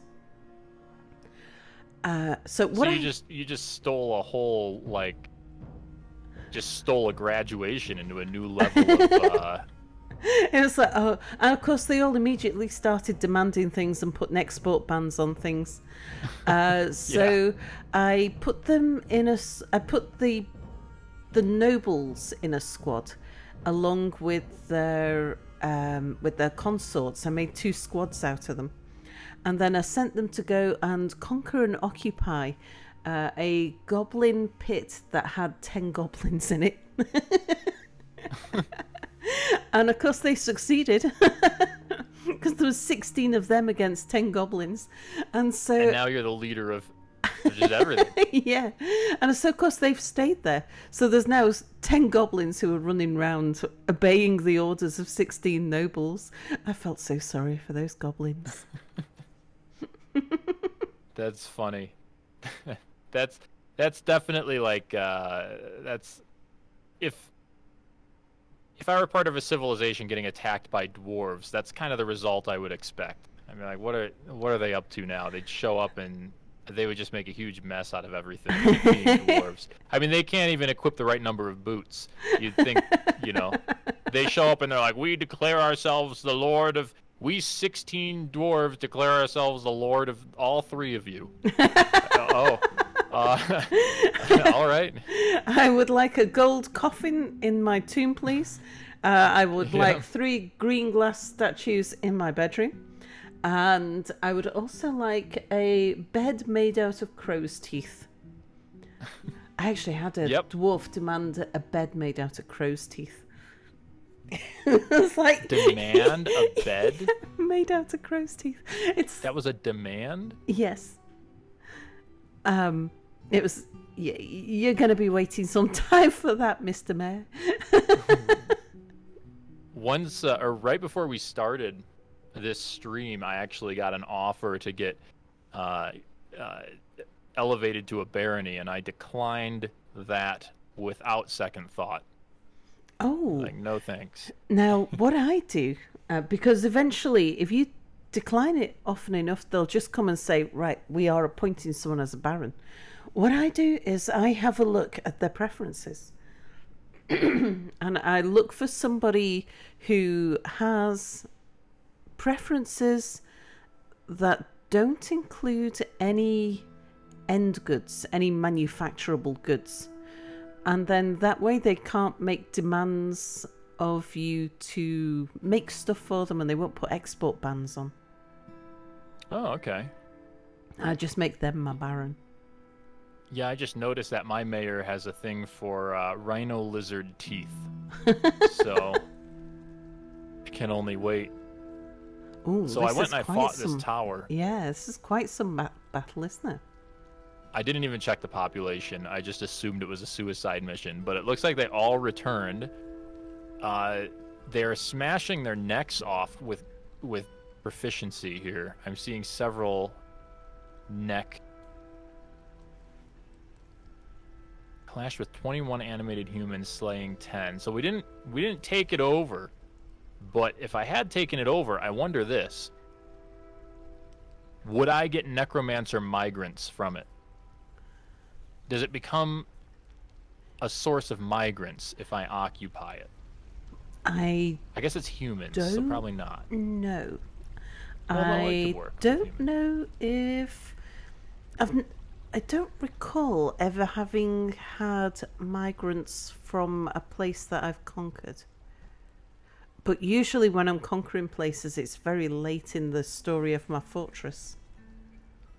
Yeah. Yeah, that's definitely something that I usually, like, I think about it as something I want to do eventually. Yeah. And then most of my forts never even make it that far. And then most of the forts that do, I get distracted with something else.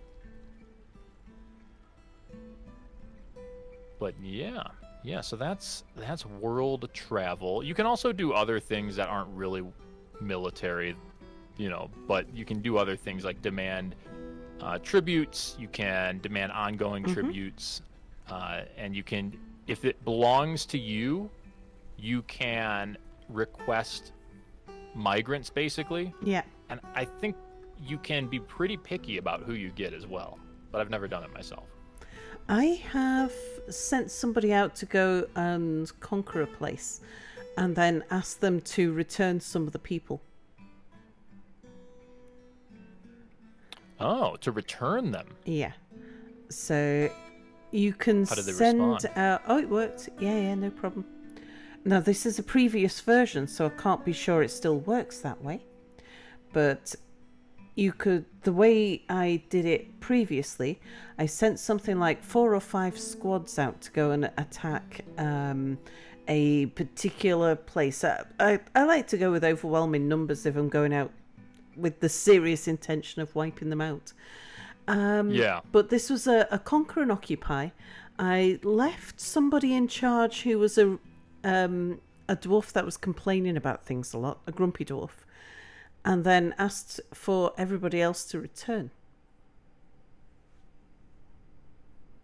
So you just send them out. You're just like, hey, go with these guys. You're gonna do great. Yeah. Little pat on the back. That's funny. That's funny. But yeah, I mean, I guess if anybody is still confused about anything with the military, it's such a complex thing to cover that I almost feel like you can talk for an hour and think you have covered every single thing, and then it turns out you actually missed like half of it. I really want to see them training. This is the one thing that I don't even know yet. Like, what's the deal with them never training? They've run out of bolts now, I think. Well, I had Regoth. I made more for got, Regoth. Yeah.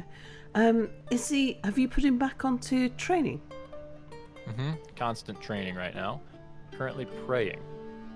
I think we can get to the bottom of this, though. I think you're onto something with him going to pray after a frame of not having bolts available. Because it looked like he put the bolts back, or he went to like pick up equipment or something, and then maybe he decided to go pray before he realized he had now gathered bolts or something like that. I just want to see if his job changes without him. Now he's going to pick up equipment. Now he's praying again. Interesting. And now he's going to pick up equipment. That was a quick prayer. Now he's going to pray again.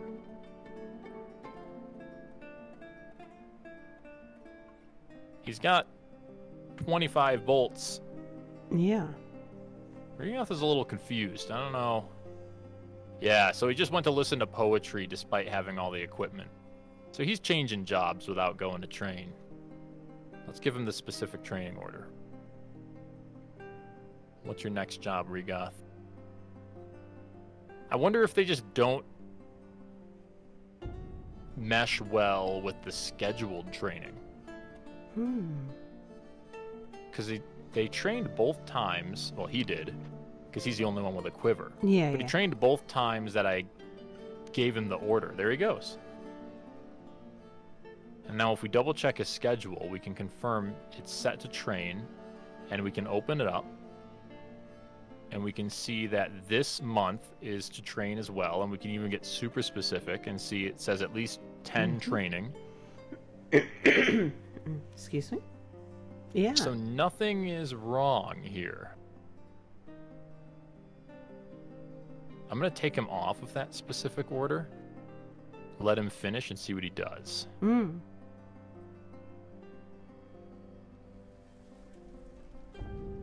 He's going to run himself completely out of ammo. Now we have bolts right there, and they're not even in a bin. Now he's going to pick up equipment again. Yeah, so the Marksdwarfs things, the struggle is real with them, because I know I've got this right. If you asked me before Premium to set up on a Marksdwarf squad, I could have done it in 30 seconds, and they would have been training. It would have been no big deal. Like what we did today, but without temperamental Regoth here. See, soldier, no activity. Interesting. But if I tell him to train... So apparently, they don't mesh well with the regular training orders. I wonder if it actually is a problem with the archery zone. It's a new zone. That used to be a type of barracks. Yeah, it used to be a switch on the barracks. If I had to guess, and this is just and on the targets, brainstorming, I would say the bug here is that the game isn't properly calling the barracks with scheduled orders or something. I think you're probably right, because I have a tactic I use if I've got dwarfs that are difficult to keep happy. Necromancers, for example, they don't sleep in their bedrooms, they don't eat food, they don't drink alcohol. So it's difficult to get the bedroom buff, it's difficult to get the dining room buff, or the nice food buff for them. And so they can get quite grumpy. Dwarfs like that, I will put them in a squad and tell them to go and train, but I won't give them a barracks to train in. And without a barracks to train in, the dwarfs will they will just fulfill whatever their highest need is. Like this guy's doing. Let's take a look at his Exactly needs. like this guy's doing. This guy's behaving like he doesn't have a barracks to train in. Now, he doesn't have a barracks to train in, does he? He only has an archery range. Yeah. Let's see what happens when we set that up. What happens if you give him a barracks as well? Why don't we overlap it and see what happens?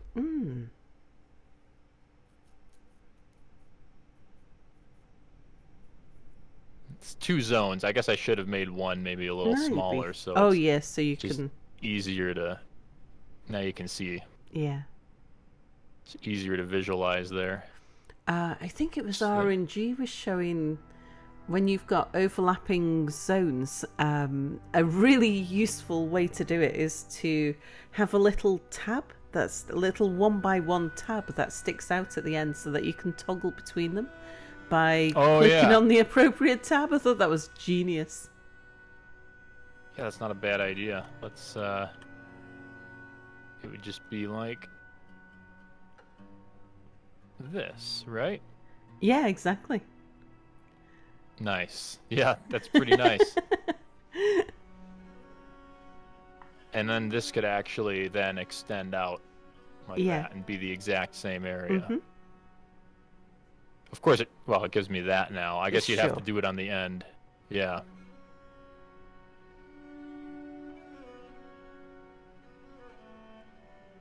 Because it goes far left first, and then I think it goes up to the top. Is the way that it decides where to put the symbols for things. That's excellent. But he's still not training. Maybe we just got lucky with that. He'll still need to finish whatever it was he was doing before. Here he comes. Now, and what happens when he runs out of ammo? That's the key thing. Yeah, this is what are not you the doing? kind of... Oh, the other two have come down to train. Oh, I see. They're gonna train Because they're, in the barracks doing with their barracks crossbows. training, yeah. Well, they're gonna be shooting apples off of each other's heads now. This is don't tell OSHA about this one. Dosha. Okay, so now he's going to pick up equipment. Let's take a look at What his does he needs do? real quick. What's he going to do after he's picked up his equipment? Is he going to go back to the barracks? Or... I want to see. Doesn't look like he has any unmet needs right now, but he still goes back to no activity. Why no activity? Give him a second to see if... Oh, no, then he's going to pray. Well, I guess there's only one last bit of science to do here with Regoth, and that is to see if it's just been coincidental that he's gone to train after I hit the manual train order. Oh, good, an elven caravan. Oh, he's going to he's going to regular combat training now. So he's just going to go smack things. Or he's going to dodge. He's going to learn to dodge. So he's got time to train. He wants to train. Very interesting. This'll require some science, but I bet you if I spent like 2 hours doing the science for this, I'd get on the Discord and be like, hey guys, I figured out some evidence and I did some troubleshooting. Maybe this is the issue. And then Putnam would show up and be like, this is exactly what the issue is. I've known about this for several weeks. Yeah. Indeed. Yeah, he's cycling through a bunch of different training activities here. He's now leading a crossbow demonstration. Now, a crossbow demonstration, I think, is him hitting people with the crossbow. I don't think that's archery. That'll be him using a crossbow as a weapon. Which is a good thing for Marksdwarfs to learn, because otherwise they won't know how to hit people with their crossbows properly. Yeah. I wonder if it's still in the script. I think it's still in the script. I wrote down the joke that not having nobles assigned in your fortresses is like bashing yourself in the foot with a crossbow.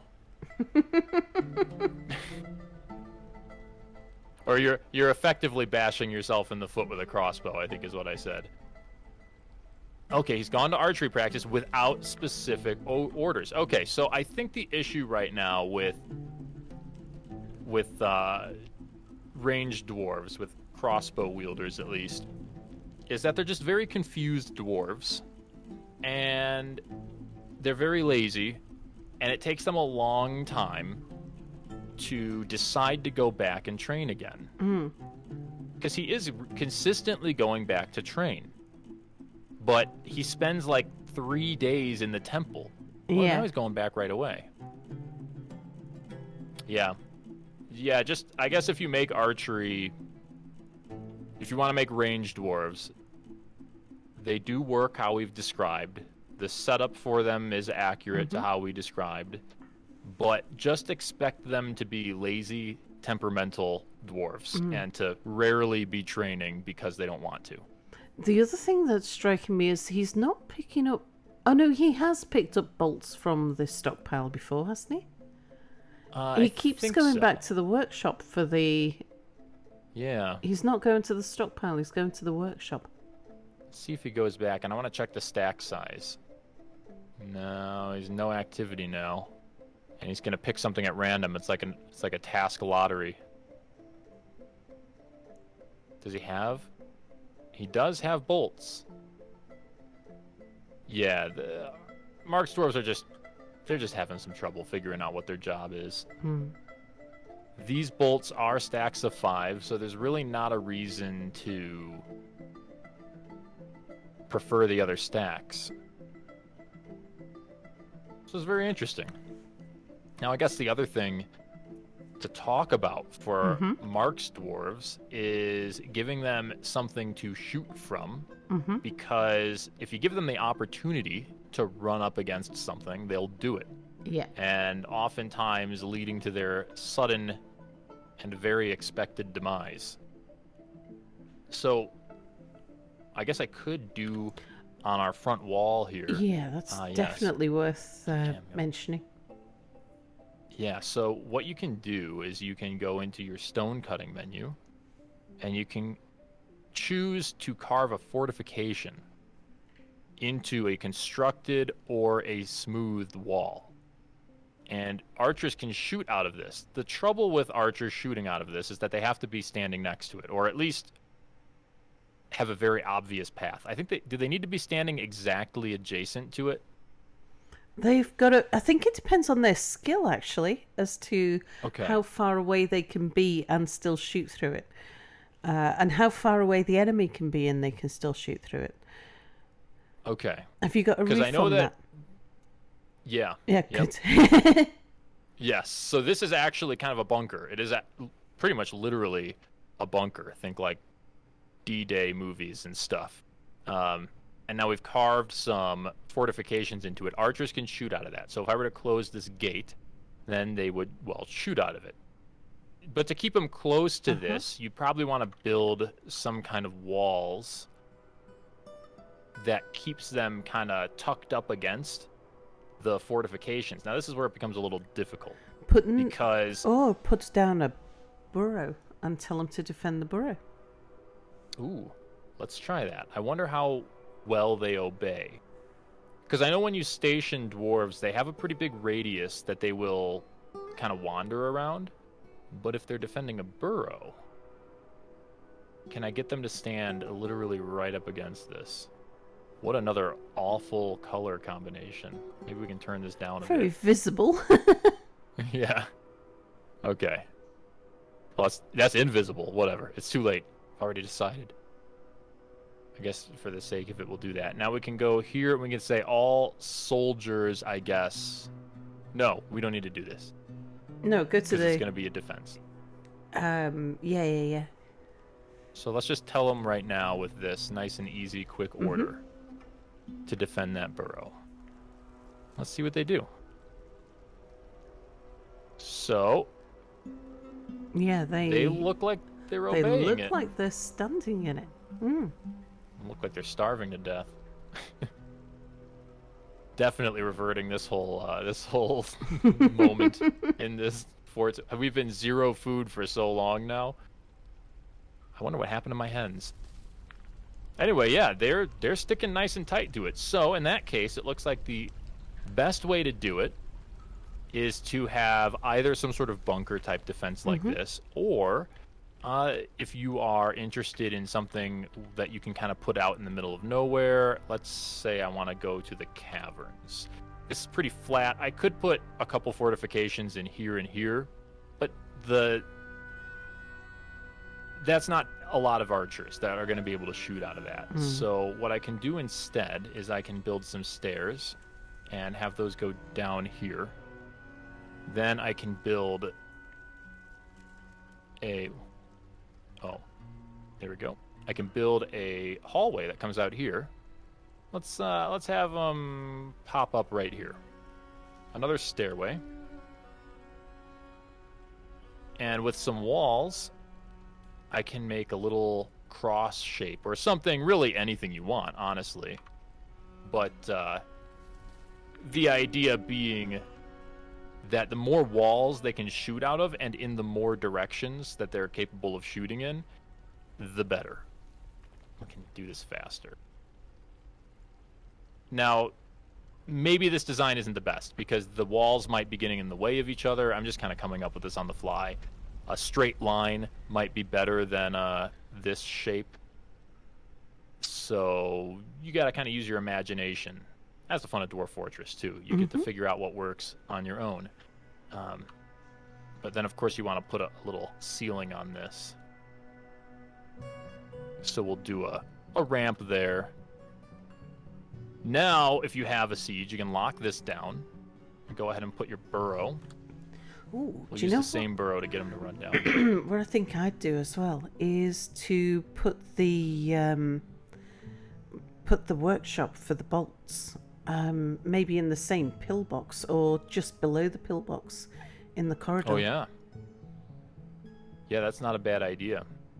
That's like just more like logistical genius. You know, like that's what fuels a dwarf fortress is logistics. If you can make things more logistically sound and efficient, then everything is just going to go better for you when it comes time to make use of it.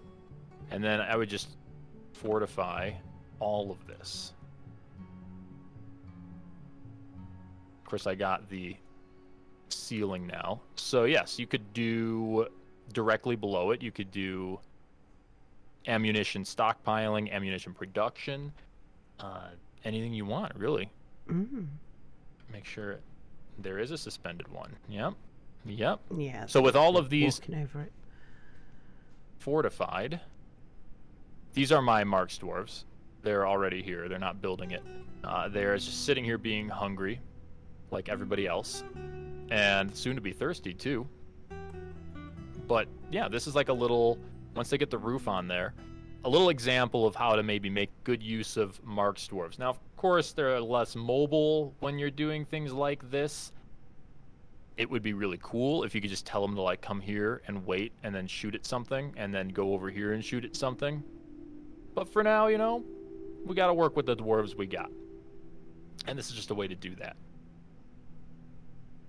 And that would that'd be a great place, perhaps even to have your Marksdwarfs on a rotating patrol schedule.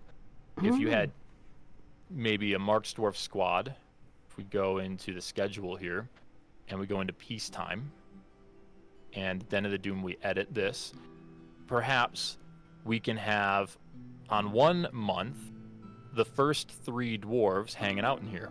Then on the next month, the second 3 dwarves. Then on the 3rd month, the third 3 dwarves. And then, I don't know, the 10th dwarf will just never do anything, I guess. And then repeat, rotate that. So you set up that schedule, and you have this pillbox out here. And now you know that at any one point in time, if anything were to approach your fortress through this gate, it would be met with well-protected Marksdwarfs who were there to see it and shoot at it. So it's just, it's way more, this is way more use out of your military doing something like this. It is. Than just having them here until you tell them to poke things. It's also a good thing to do in the caverns because of the number of creatures that ambush in the caverns.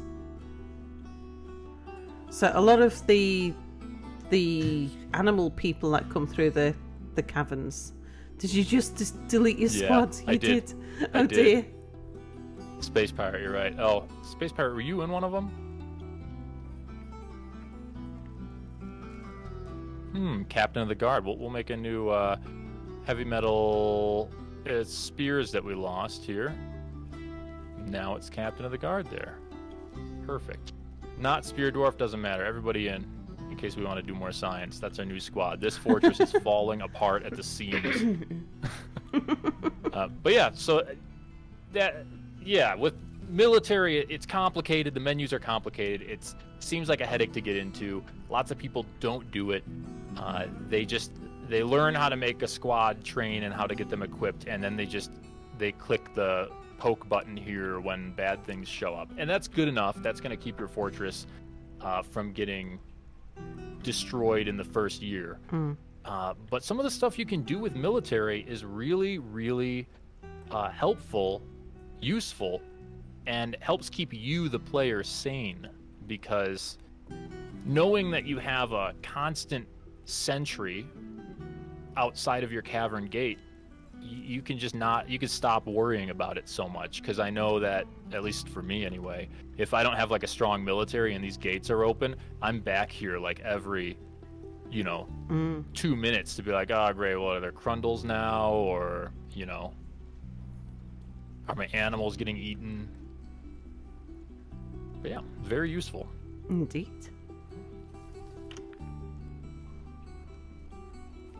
Well, I think we've just about covered everything. I can't think of anything else related to military. Yeah, I mean, the only other things to talk about are equipment matchups, metal hierarchies, stuff like that. But like we said in the beginning, once your dwarves get even a little bit good at fighting, they will dismantle the enemy, even with nothing but a sock in their hands. That's you know, true. so it's like, you know, those things, those are splitting hairs. You know, when you go on to posts about iron is technically stronger than bronze, like whatever. Just send them out there. They're going to do some damage. Indeed. If you've got access to steel, make everything out of steel, except the things they bash stuff with. Make that out of heavy things like silver. Silver and steel, they're your two best weapon metals. Whips are astonishingly good. You can buy those from humans. They will cut through armor. And remember that a lot of the science that we're seeing right now, which is all extremely useful and very awesome and well done, on the subreddit and around where combatants, like teams of combatants, are pitted against each other, there is a limitation to that science, which is that it's not just a question of whether or not that weapon is really good against that armor. It's a question of whether or not enemies, one team wielding that weapon, can kill the other team faster than they get killed, which includes way more variables, which again is extremely useful. But when you see, so like I saw one, you mentioned whips, I saw one thing come up where they were like, according to this, whips aren't that special. Well, and it's like, well, yeah, because they also are killing the whip wielders really quick. So it's just a matter of they're both kind of dying at the same rate. If you're going to go up against a creature that's made out of something strong, like the creature is made out of rock or it's made out of a metal or something, that science doesn't apply anymore. And then you get things like whips, which are just absolutely devastating, because now all of a sudden you're realizing, hold up, this copper mace that stood up against a whip wielded by a goblin doesn't do anything against a bronze colossus. It's worthless, you know. But a silver whip, somehow, one way or another, it just cuts through. Yeah. It cuts through steel and Cuts diamonds. the head off it. Cuts Indeed. it cuts through the fabric of the universe. So that's something to consider, is when you see the science and stuff and you're trying to find out a formulation and a composition for your military, just remember that similar creatures fighting each other, different set of rules as to what matters. Like I was saying before, your dwarf might just choke it out. It might just collapse its shoulder and choke it to death. But when you end up against forgotten beasts and stuff, that's when your metals and your materials and how they stack up against each other and what they can withstand really starts to inflate the outcome. Oh, something else I discovered about whips. They have an area of effect. Really? Yeah, I discovered this when I put them in a weapon trap. That is absolutely diabolical. Yeah. It's a hallway of silver whips. It was, I bought so many whips from the humans and I'd set up my lasher team. And so I put all of the low quality copper whips into weapon traps. And the weapon traps were taking out, I think, goblins or trolls or something walking down a corridor. And they were taking out enemies that weren't stood on the weapon trap but were walking near the weapon trap. So the area of effect is small, but it's something like a 3x3 area around the weapon trap. That's bigger than I would have expected. Yeah, most things they actually need to stand on the weapon trap itself for the weapon trap to trigger. Reach weapons confirmed in Dwarf Fortress. Right out of D&D. That's incredible. Yeah. And like crossbows in weapon traps. Crossbows in weapon traps need to be reloaded, but they will shoot just as far as a normal crossbow.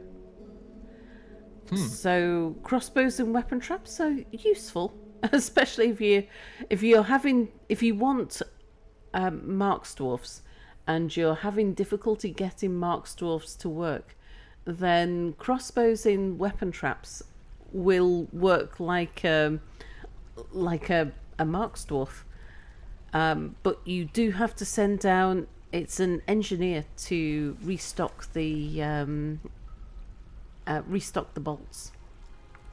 I feel like the difference, though, between a crossbow weapon trap and a silver whip weapon trap would be like a scene from Home Alone versus a scene from, like, Cube or Resident Evil. I don't know if you've ever seen the movie Cube before.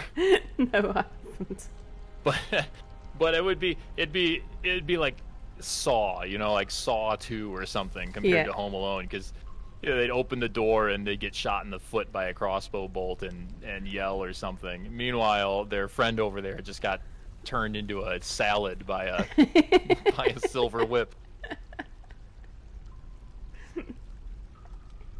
Well, anyway, I think that really is as much as I can think of to talk about on the military. I think we've done a good deep dive there. I think we've covered most of everything I can think of.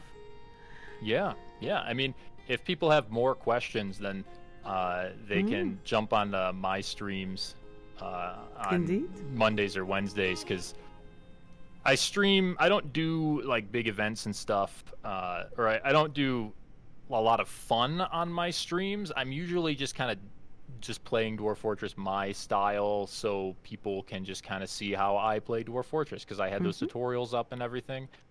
So it's 100% welcome to just ask me how something works, and I'll just stop and explain it to you, because I'm just playing Dwarf Fortress on my stream, and I like to explain things. So yeah, indeed. And I am streaming Dwarf Fortress usually on a Wednesday or a Friday night, and sometimes other days too. So yes, I think we should say goodnight here then and go find somebody else to raid. And thank you for watching, everybody. I certainly learned some stuff, and thank you very much for joining us, Tekkud. Just having a look to see who's streaming. Yeah, we both learned that Marksdwarfs, they do work. They just work like teenagers. Indeed.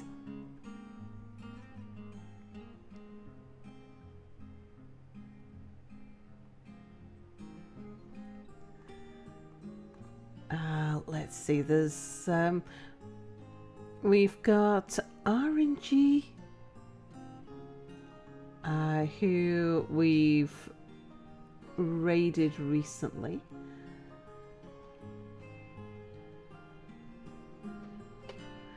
How about, should we go and raid somebody who we've not met before? It's always fun going and making new friends. Yeah, I'm a big fan of that. Pretty much half the time I raid people, I raid some random person and just disclaim myself. Never met them. Indeed. Yes, so we have Recycle Bin Hero, who says that they are getting better. Maybe. Let's go find out. We'll see if... All right. We shall find out if he's getting better or not. So thank you for watching, everybody, and thank you so much, Tekkud, for joining me, and hopefully we can have you back sometimes in the future. Yeah, thank you. Absolutely, I'm always around. And right, let's go say hello. Thanks for watching, everyone. Bye for now.